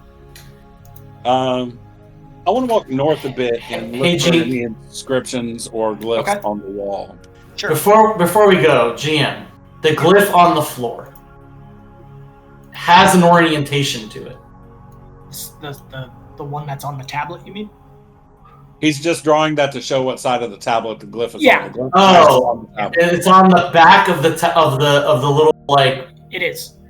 Oh, so then it's pointing. It's saying danger is that way. Yeah. Danger is north. Yeah, I agree with you, Medolfir. Yes. Okay. All right, so let me take a 1 minute bio break while you guys confirm amongst yourselves. See, Max gets it. Thanks, Max, for backing up the barbarian. Yeah, because you'd have to be standing where looking at the tablet, reading the sign. So, yeah. Exactly. But where are we going? I think south or west or east. If you want me to go south, I will just walk down the south passageway. I will be like within Modalfir's dark side of the group, and I will just start exploring, and then you all can come back behind me if we're going south. Sure. But I'm kind of supposed to be heading towards danger, so that's why Modalfir was like, I want to walk north a little bit to look for any inscriptions or glyphs. I know I can't read the inscriptions, but I know what letters are, even though I don't know how to read them. Medolfir. That's smart. Hey, Medolfir. Is there anything about your quest that says you have to take the shortest path? Okay. What is the final decision here? Can we We're talking. Just a quick question, because Modalfir says something that kind of makes sense to me. Can we, for this bigger area, take a Take 20 search to look down the passageways, to look where things are going before we make the decision to see if we missed anything? Because I feel like if we look down the passageways, like he said, looking north a little ways, would that get us anymore, or is it just this is what we're gonna do? looking specifically for any other glyphs or inscriptions on the walls. From the immediate 50 feet that you guys are standing here, this is about as much as you can see. And you notice now that there's lights all over this place. There are lanterns, just like in Elijah, green ones that are humming and keeping the lights going. But this is as far as you see, I believe, from this area, unless you were to actually pick a direction to go. Can we go around? That's a boulder in the middle of the room, right? Yeah, I assume that you went around it on each side, so that's not an issue. Okay, and then this is as far down as we can see in each of those passageways? Correct, unless you want to actually pick a direction on the passageway. So Madoffer says, judging by this glyph, danger is north. Let's travel south a bit and find a place to rest. Okay. All right, I will head south because I think that's Madoffer's direction, and we will see what's south. And I will be very careful and sneak and hide and all that jazz. Okay. As you go south, you find a room that is... I will open it up for you here. You find the following room. It has natural stone kind of enveloping it, but there are portions where you can actually walk through. The stalagmites haven't created a full barrier wall here. You do find more of the cavern ahead of you. This room itself seems defensible. It's kind of the size of a bear den. Does Finry have dark vision? Yes. Yes. Okay.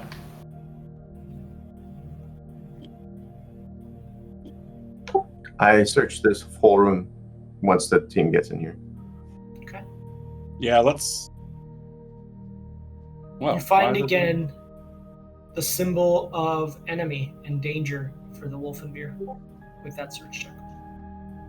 In the room, or? Mm-hmm. In the cave. Somebody has scratched it into the walls of the cave. I say we keep looking elsewhere then. You want to go look to see if north is a place to rest? How about we do a lap to the west? What do you guys think? To the east? I'm sorry, yeah, to the east. I mean, that would be going further down the path of danger. Potential. I think... Again, you make the call.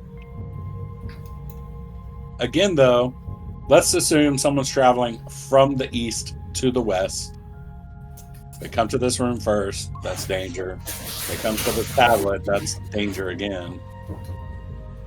Right? But don't fear, as you guys have traveled this far, the sounds of those drums start to fade even at this point.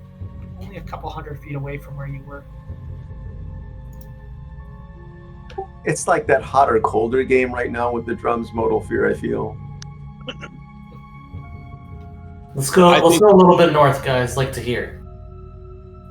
Yeah, I mean, let's go check that out. I feel like maybe the drums and the Starlit Wings on the path are now just signifying, hey, that's the way out of whatever mess you may get into here. So You find yourself that's leading us to salvation. You find there's some kind of room to the south that light is coming from that's being shown to the sort of south of you. You do find on this wall another glyph that shows the Wolfenbeer image for enemy. There are actually multiple here on this stone. You see them scratched in, some more fervently than others. I'm going to tell everybody, let's back away from this area quietly for now. We need to rest before we... You wanna go north from the front entrance then? It feels like that might be connecting. Yeah, let's go back to the tablet and go north a little. Okay. And I'm gonna be having my weapons out at this point, and I if you need me to do another move silently and hide, I can do that too. No, that's good for these conditions. You hear at times just the scatterings, the little kind of claw-like sounds, but you don't see anything. You make your way over to this edge over here, and you see that potentially there's a loop that goes back towards that large rock back here. Are we up against a wall here? Yes. Or is this a cliff that goes down into abyss? It's a wall. Okay. Okay, how about this, guys? Let's go back to the tablet. You don't see any glyphs actually over here, Finnery.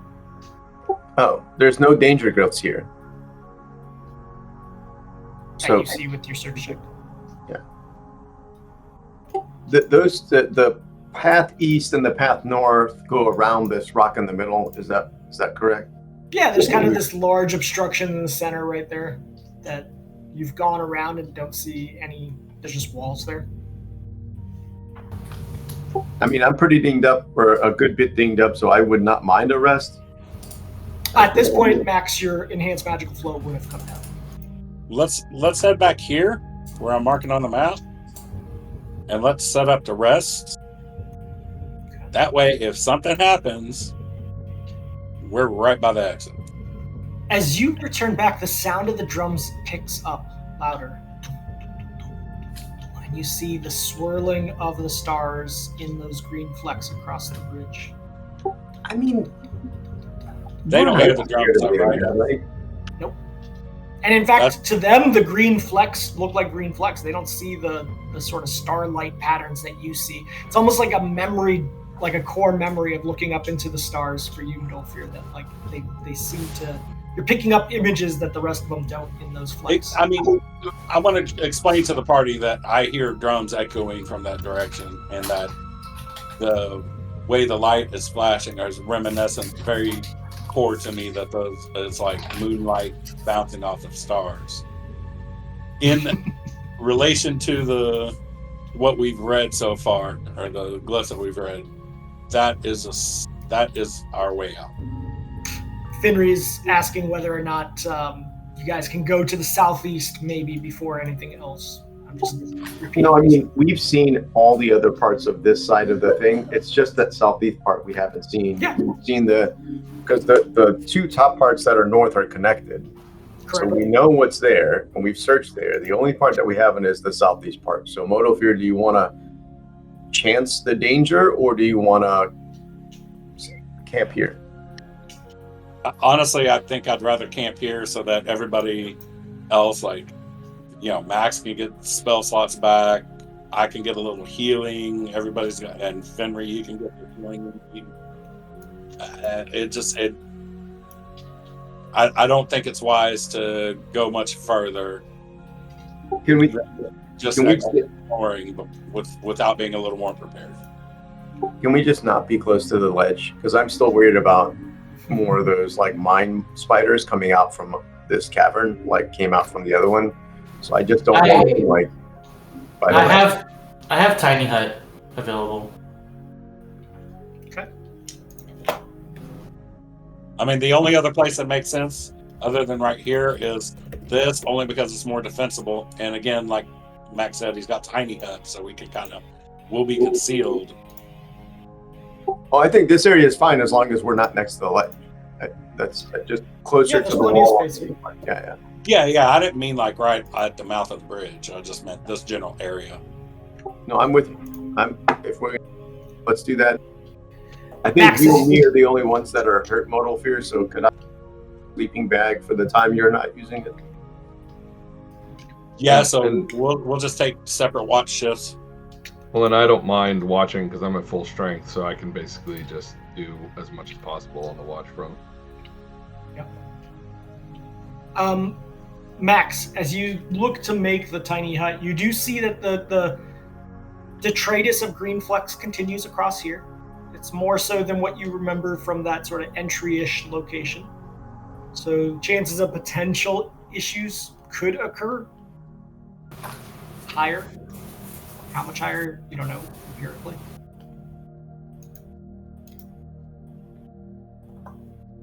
Yeah, there's a chance that tiny hut might not last long enough. Essentially, yeah. This You sort of postulate that if there is those kinds of effects, something that's long-lasting like this could deteriorate over time, potentially. Yeah, I explained that to the group, and I say, we don't necessarily even have to put the tiny hut up immediately. Like, if we're doing watches, I could go first watch with somebody else, and then I could try putting up the hut once I don't know, up to you guys. Okay, listen. Madofer will take first watch. He'll give Fenry the magic bedroll. Okay. Max, you take first watch with me. Let Landry take his rest, and then we'll keep a keen eye out. And then when you and I get ready to take our rest, we can mighty hut it. So here's one of the issues I'm having is that because our tokens are WebP files or whatever, WebM files, the little thing that tells me the party HP doesn't really tell me who has how much. That's weird. Because all the icons are just like missing picture icons. Oh, I get bars for everybody. I see bars for everyone. I see the bars. I don't see the tokens of the people in that little hut. The tokens are missing out of the portrait. Exactly. So I don't know who the two people that have health missing are. I just dropped it in the lobby. It's me. I'm the bar at the top. I see the pictures for what it's worth. Yeah. And I just dropped it in the lobby as an image. Yep. That's what I see also. Although I see all of your numbers. What browser are you guys using? Chrome. I mean, I'm using Chrome too. So I don't I'm know. using Edge. I'm not using Chrome. I've got names on each of the bars on mine. Yeah. I don't have names. Weird. I think that's individual user settings that you guys can set. But nonetheless, not to devolve it, Finray is short about 18. Max, you're short 5. Dolphy is short about 41. Okay. I mean, if the bedroll gives me twice my level and hit points, all I need to do is rest. That would be correct for Finray. So Max and Midolfi are planning to stay up first. Lanray, are you staying up either way regardless, just to be additional watch, or are you taking rest just to get rest? I mean, I'll stay up. Okay, so there's 3 and Finray is just really the first one to go down. I mean, I don't want to take a watch by myself, so kind of. I think Lanray doesn't technically have to sleep for very long. Nor does Max, I think. Max just needs 2 hours, I think. Lanray. Oh no, Lanray, you still would need a full sleep to avoid exhaustion, but you could stay up all night and you wouldn't have any impacts right now. He's an elf, though. Don't elves have that like weird? They only need like 3 or 4 hours of meditation thing. Or am I crazy? Immunity Yeah. to sleep effects. I thought I had that, but it's been a while.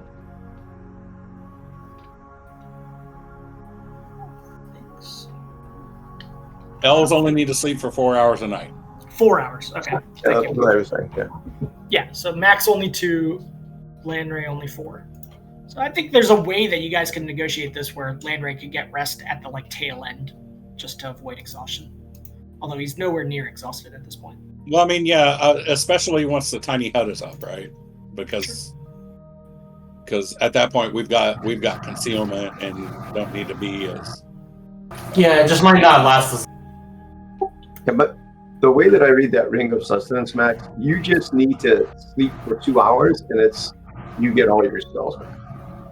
I don't know. GM has previously said that the wizard... spells are different. The spells themselves is specific to 24 hours between.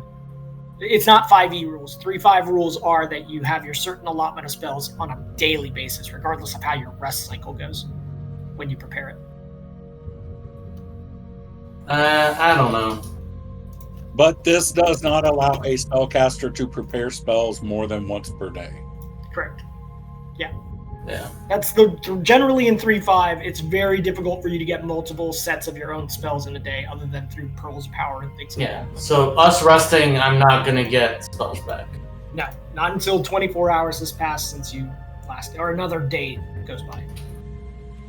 And like honestly, you guys have been wandering about for like 4 or 5 hours. It's closer to when you feel sleepy, but it's going to be kind of tricky to get to sleep at this point. I mean, you can't force yourself to sleep sometimes, but you can rest. You can. No, I don't think it takes 24 hours to. Just has to be the next day. No, that's not even it. I need a full rest, or I need 8 hours. Okay. However you all do it, right? Like, so the thing is Max needs to swap out some of his spells, I think, and get some of his spells back. That's the reason we're resting. We'll get our HP back. However long that takes, it takes, right? You might have to play spades for a while, right? Well, have to play what am I swapping out? Because like we're not doing the spider climb thing anymore. Prepare for battle. I'm already prepared for battle, but guys. You're the magician. You figure out what's up. Alright. I mean, I would get Fireball back if... Finry, you're in the sleeping bag?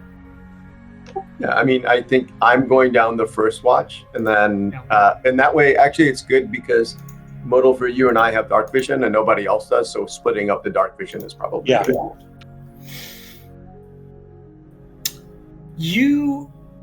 As you get in the sleeping bag, you're like, what time is it? This is like being in a casino. There's no telling what time it is actually in the real world.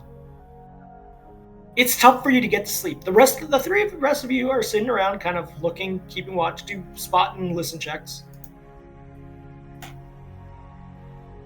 There are inherently, as you're watching, regardless of your checks, you know there are living beings in these caves. You sense them, even regardless if you roll a 1 on all of these. What they will tell you is maybe numbers, depending on what you're catching. Medolfir, you're probably the best here. Lanray, you can try now too if you want. So is that a listen? Listen and spot, yep. Since you guys are the watch. I haven't hit the rest button yet, so I think that's probably correct. Don't hit the rest button yet.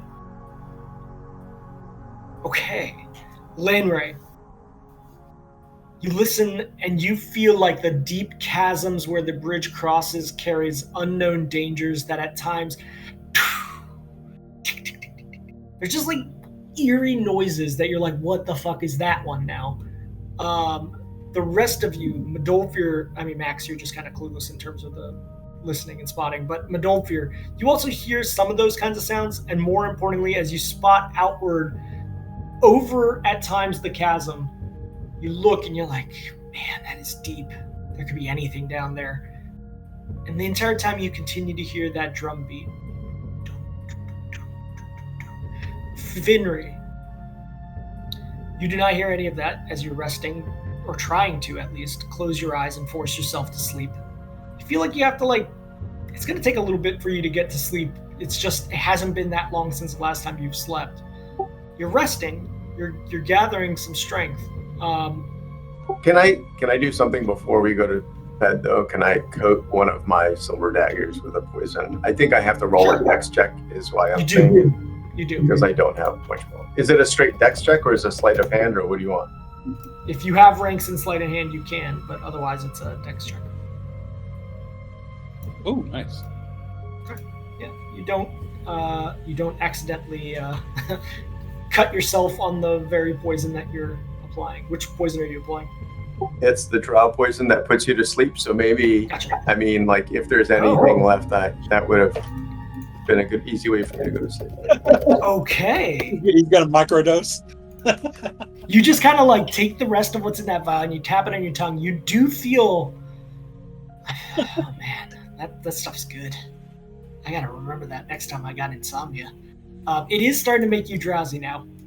Medolfir, the drum sounds continue across the bridge. I need you to give me a will save, Medolfir. Oh boy. The rest of you watching. It's about to get real, guys. Okay. Shake it off. You maintain your duty of watch over the group. An hour passes. 2 hours pass. Modolfir, I need you to give me a will save again. Will save again. The rest of you not really noticing anything going on here. You just start keeping watch over. Does Modolfir, like, is he consciously aware of, like,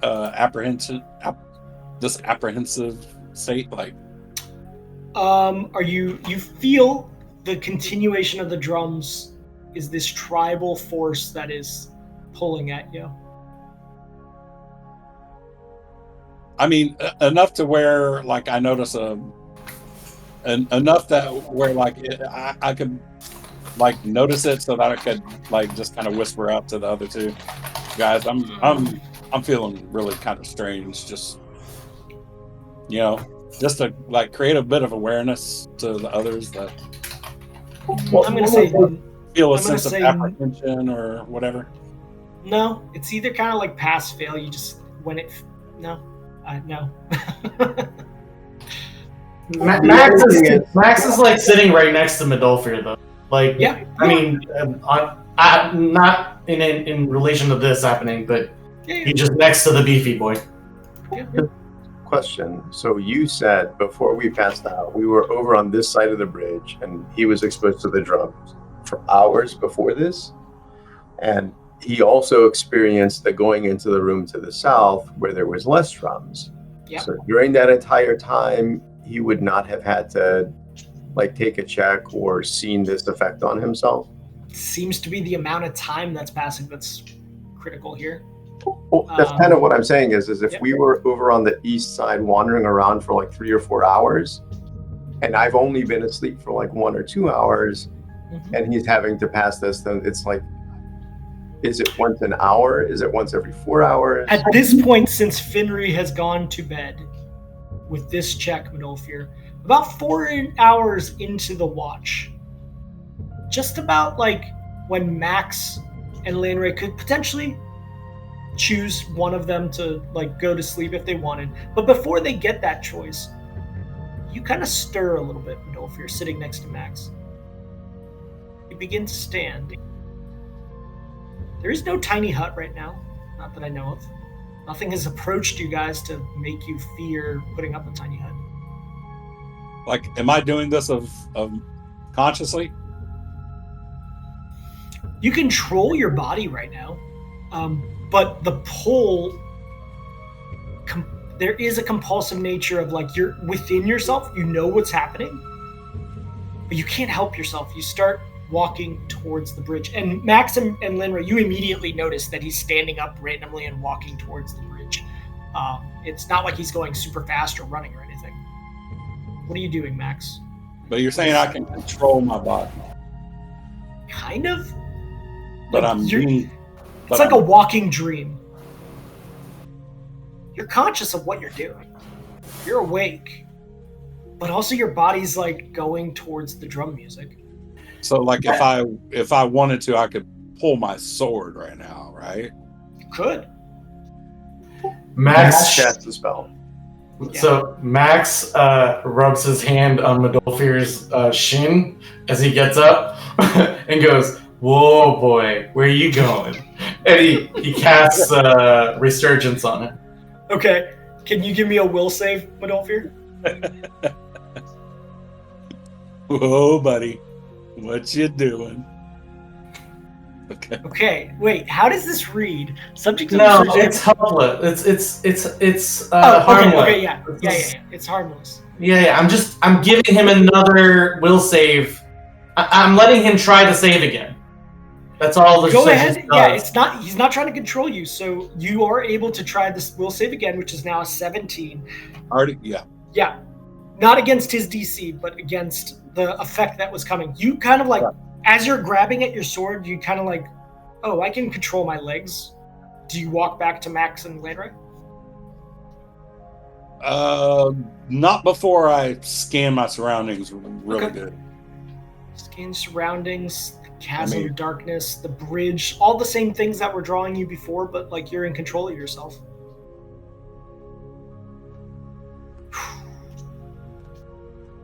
You spot nothing in the darkness of the chasm down below. Just the starlights of the flex continue to be like not mesmerizing. You're not under compulsion from them or anything. It's just like it draws you. It's the most beautiful thing you've seen in so long. Hey, buddy. So, what happened just now? Where were you going? Medolfir, to you, you just kind of had to like shake off, kind of like a thought in the back of your mind that you just shook off. I mean, like when you save against something, doesn't that make you aware of it? To some extent.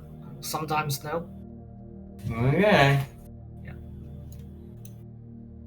You did save against something that was like in the back of your mind. Now, whether that was your internal or some actual magical effect, you don't know. But you've shaken it off. You can tell whatever you want to the group in terms of what happened.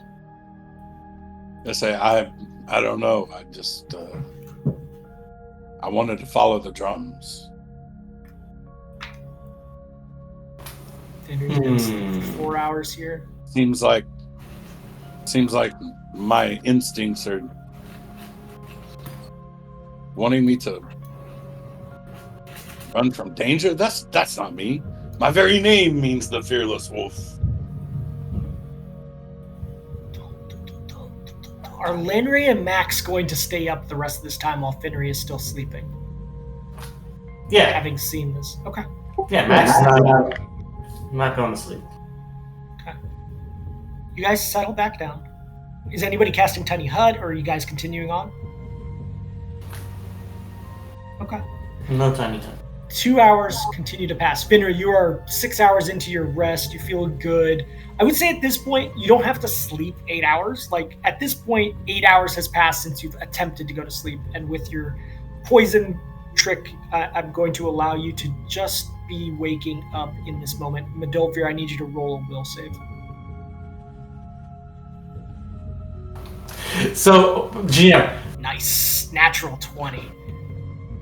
Having seen what happened earlier, placed his thigh.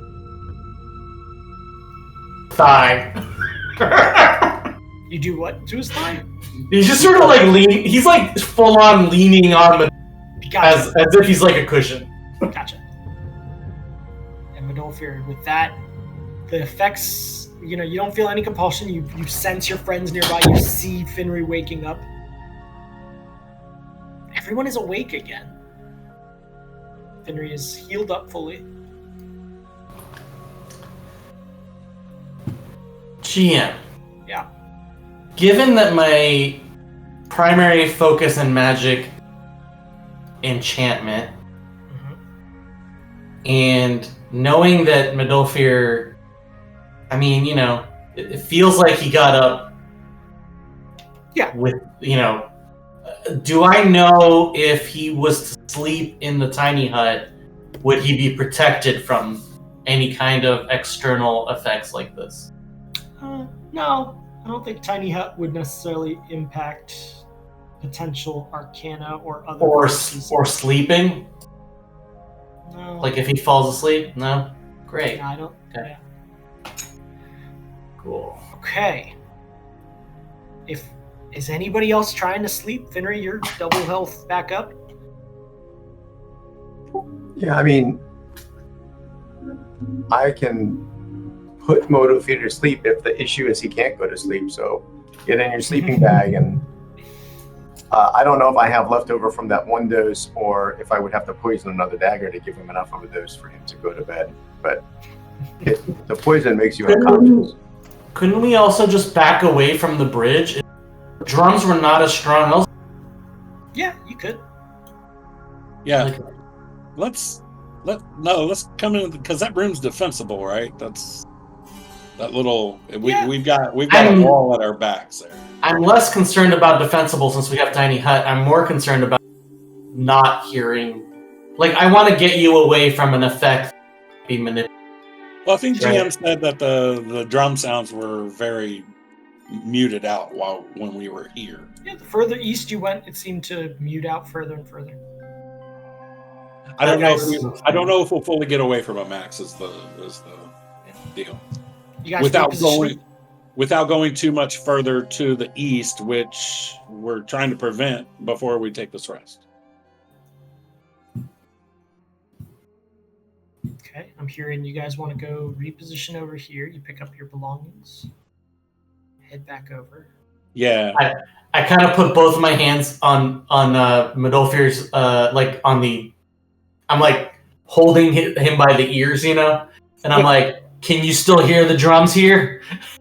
You can hear them. They're less lower decibel for sure. They're not as intense here.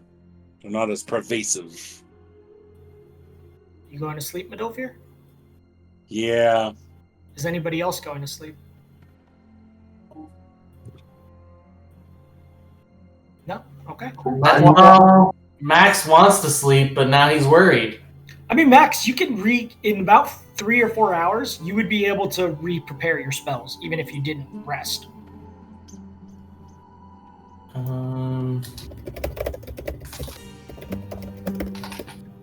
You might start becoming more and more tired as you keep doing that, but... No, like, I have to sleep 8 hours. Yeah, you have Well, no, I have to have... No. I don't know. The freaking thing says that I need a good night's sleep. Yep.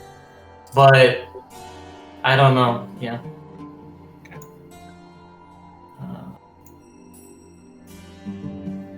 Okay.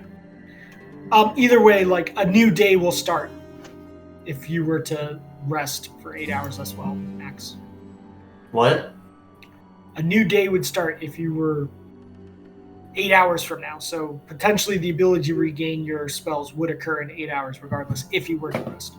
Yeah. I'm gonna put up the tiny hut, see what happens. Okay. Give me a roll this 1d100, please. Okay. Medolfir, are you taking the poison that Finry has handed you? I mean, it usually doesn't sound like a good idea. I wouldn't be giving him the poison to eat. That is not an ingestible poison. I would have to like nick him with it. Yeah. Do you allow him to nick you? Dr. Finry? The maximum effect would be like 8. Yeah. Yes. Yeah, okay. It would be minutes theoretically. This would just kind of be the little sleepy time tea that you would need to stop worrying.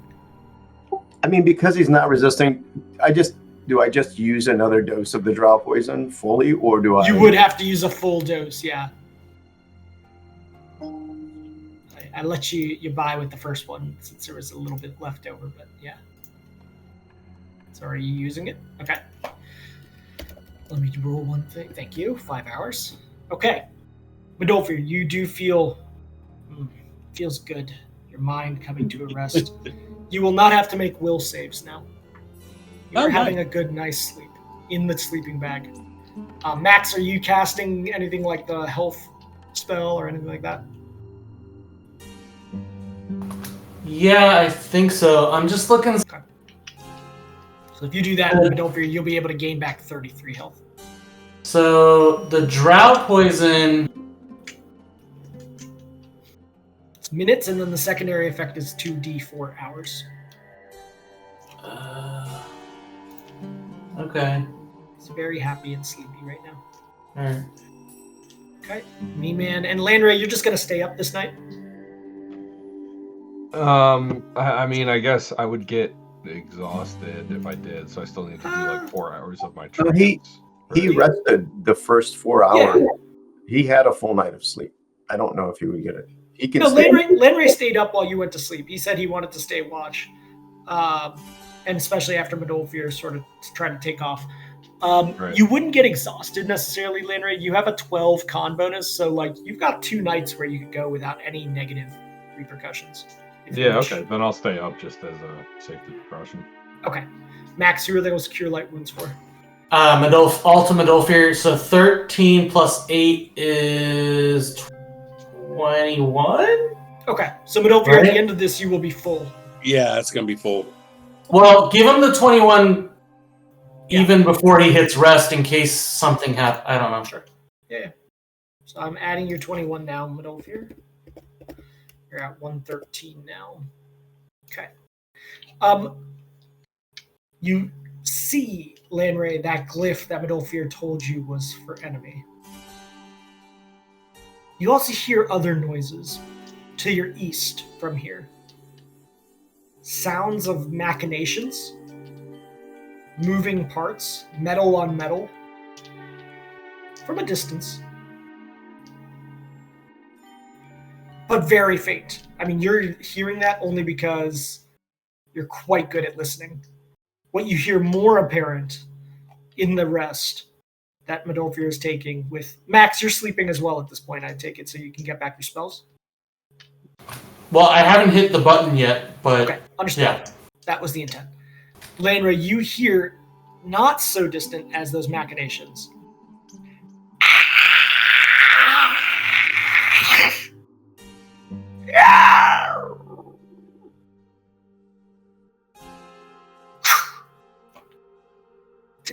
Echoing from the east, loud, something deep and guttural,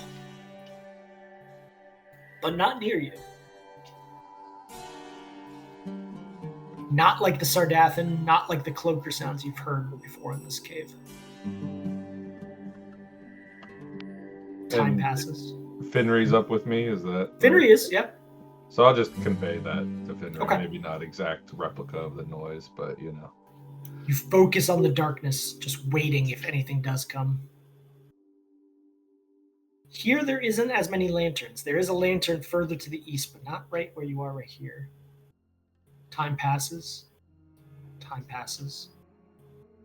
And eventually, the tiny hut starts to deteriorate quicker than it should have. You notice the little flecks. Max is asleep now, but the little flecks of detritus that strike it create these little tiny voids. And over time, the voids have eaten away like acid burning through some barrier.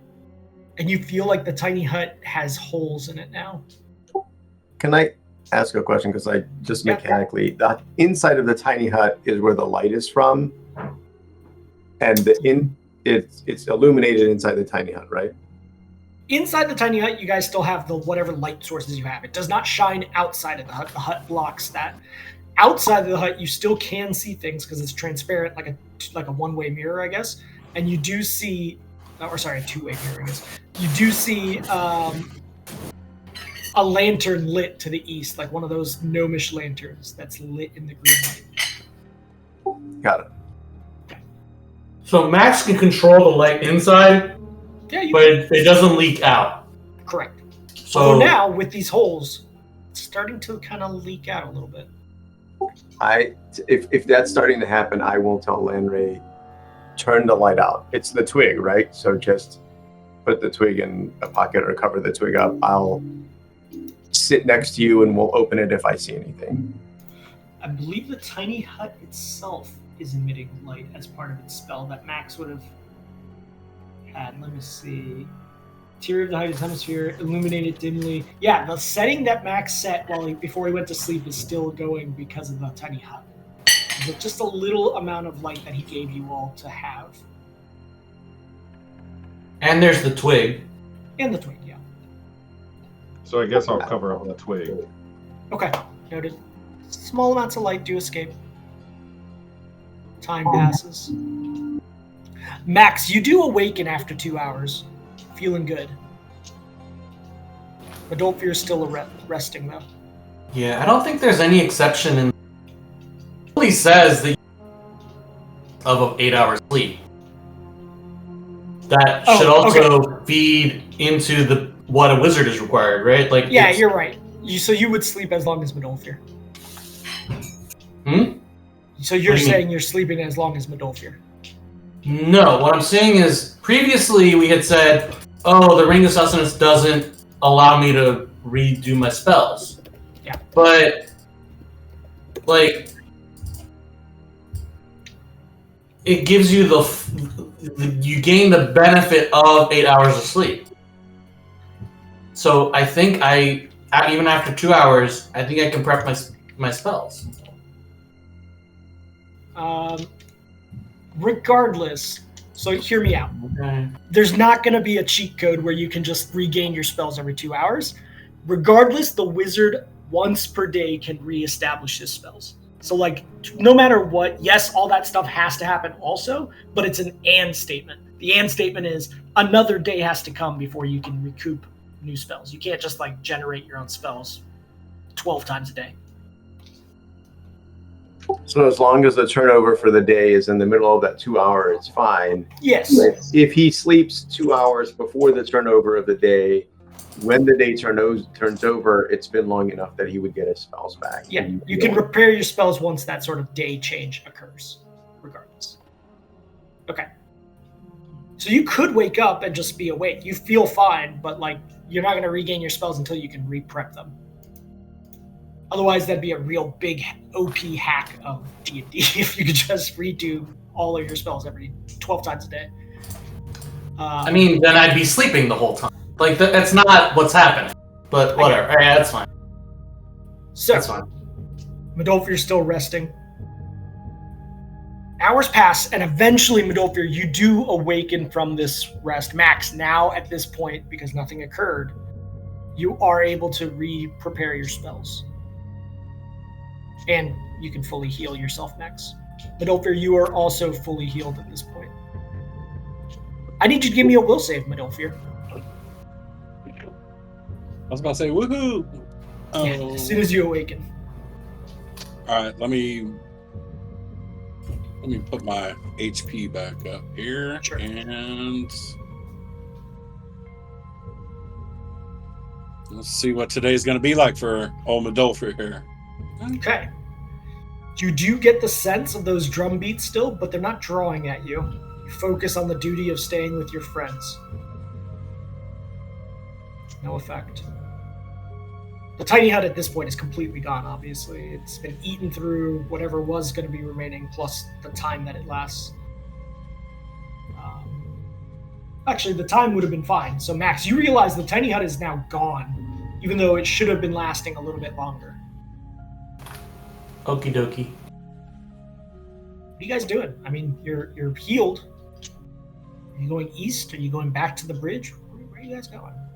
I think our plans were to rest and then explore to the east. Okay.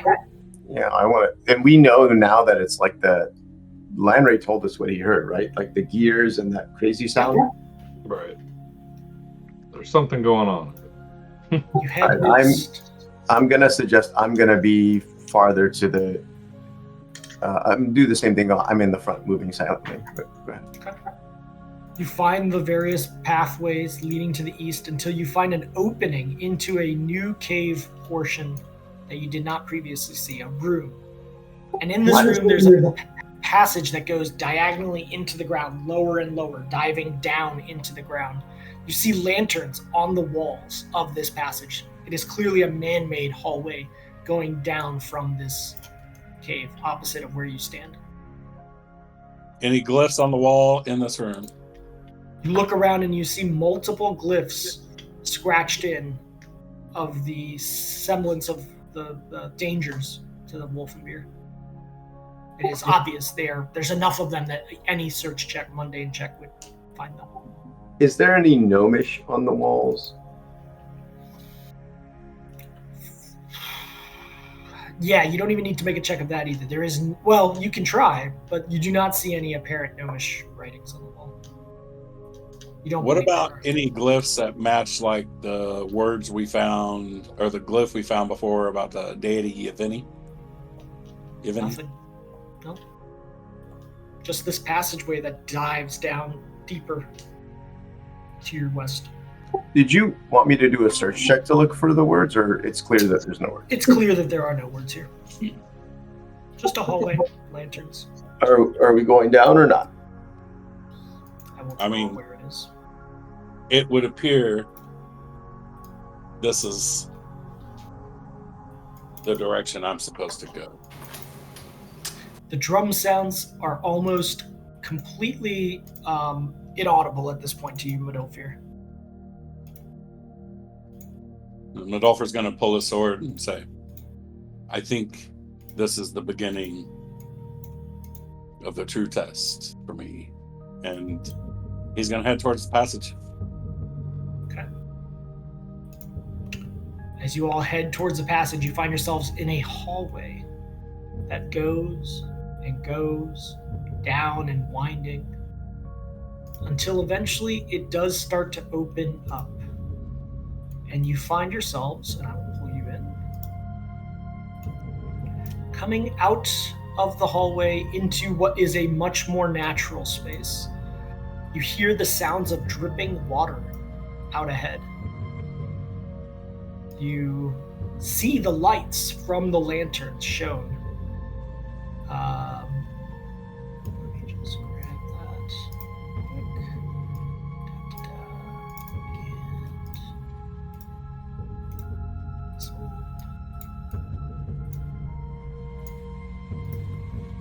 quick. While you're doing that, can I Yeah. tell you one of my weirdest pet peeves about like any underground race? And essentially every depiction of them, including like having the lanterns on the wall. So there's like a race of gnomes who can all see in the dark, and they put lanterns on the wall. Or like any dwarf, like you go to Moria and there's like, oh look, let's just put torches everywhere because all of the dwarves clearly can't see at night. Always bugs me. So one thing that you've noticed about these lanterns, yes, there's a light being given off, but the light seems to, from what Max has studied about these lanterns, the light seems to be a secondary factor. It's really the sort of arcane innateness of them. Each time that you guys have messed with them, they've done stuff. These are magical. Max sort of like throws out some star babble. Yeah. There's like there's a detritus element to them that it sucks them up slowly and they kind of collect within the lanterns. I am going to hide and move silently in front of the group. I don't know. You've got me in the back. I don't know which way we're going, but I'm hiding and moving silently in front of the group. I just want to. This room is well lit, and there is a pool at the center that water drips from the ceiling into. And in the distance, you see sort of an archway and the slope of the room down here. Let me give you a little blinker. Oh, my blinker stopped. There we go. So down this way, there's an archway that leads to a sloped portion that suddenly just is like a 45-degree angle, and you can see just at the end of the room a hole.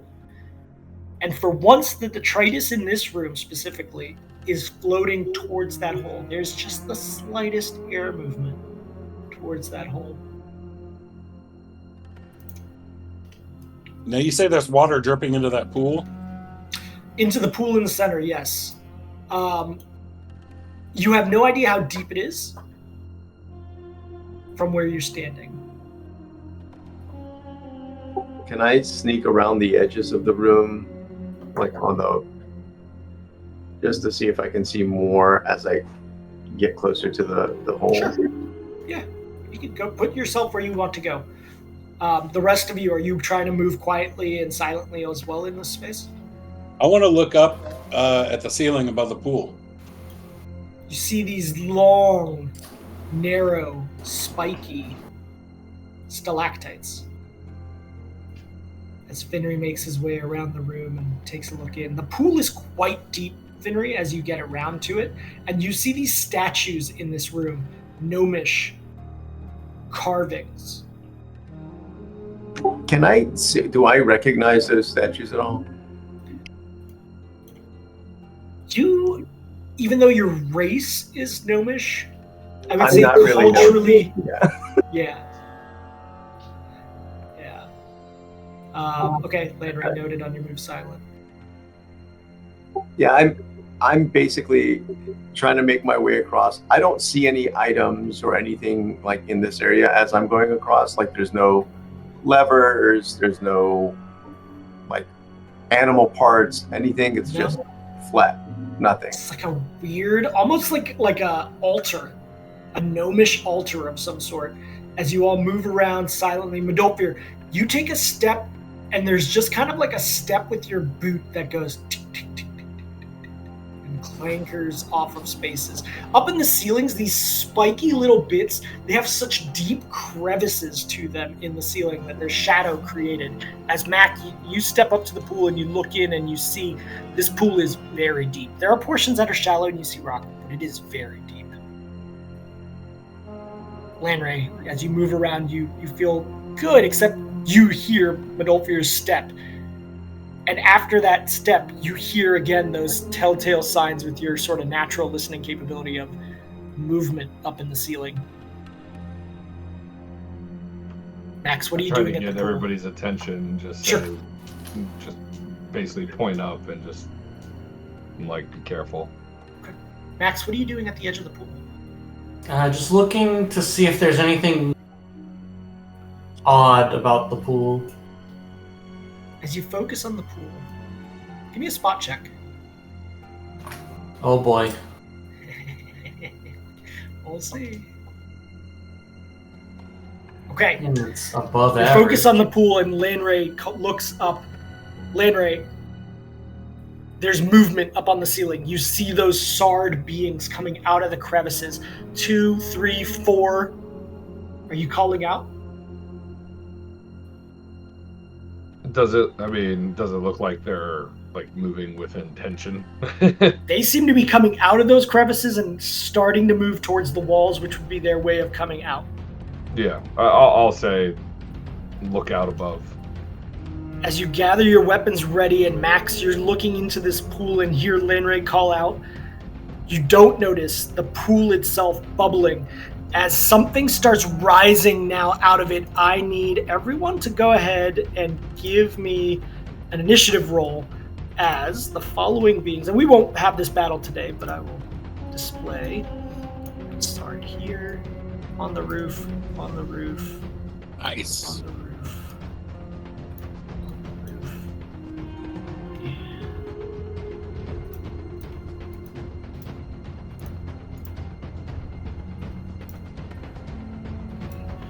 From the water, Max. Bubbling out of it, its back rising just as you are able to step away for just a brief moment. A huge, multicolored yellow and black being. Let me show you his art. Comes out of the water, almost like a mole, no eyes, with sharp teeth covered in a slimy substance, erupting out of this pool. And let me go ahead and see what the initiative for next session is going to be. Maybe I'll even, if he gets a high enough initiative, I might go ahead and give a first action to him. Now, so Max, you are actually going to be the first one to act next time as this enormous being erupts out of the water. He is actually facing you at this moment, so ignore the artwork because I can't rotate him. But he is facing at your direction right now, Max. And that is where we will start next time. You found a hole, a different hole. Gotta keep our streak alive. All right. So we'll see what happens next time when you guys face this very chunky aberration being. Dude, that's a very cool looking monster. Thank you. Yeah, I was gonna say both the part that you showed and the little icon here. Yeah, it's definitely a very alien-looking being that has erupted out of this, but it is an aberration. It's like a blind giant toad mole with this weird sack on its head. As long as Landray gets bonuses, it's cool. Yeah, he does. It is an Exactly. aberration. Exactly. All right, guys. Have a good rest of your Sunday. All right, gentlemen. Have a All good right, one. see you guys later. Later. Oh, Medolfir, all Yeah. throughout the rest of the week, just keep rolling will saves. For Non-stop. practice, right, GM? For Yeah, practice? just for practice. All right, guys. Later. Bye. Bye.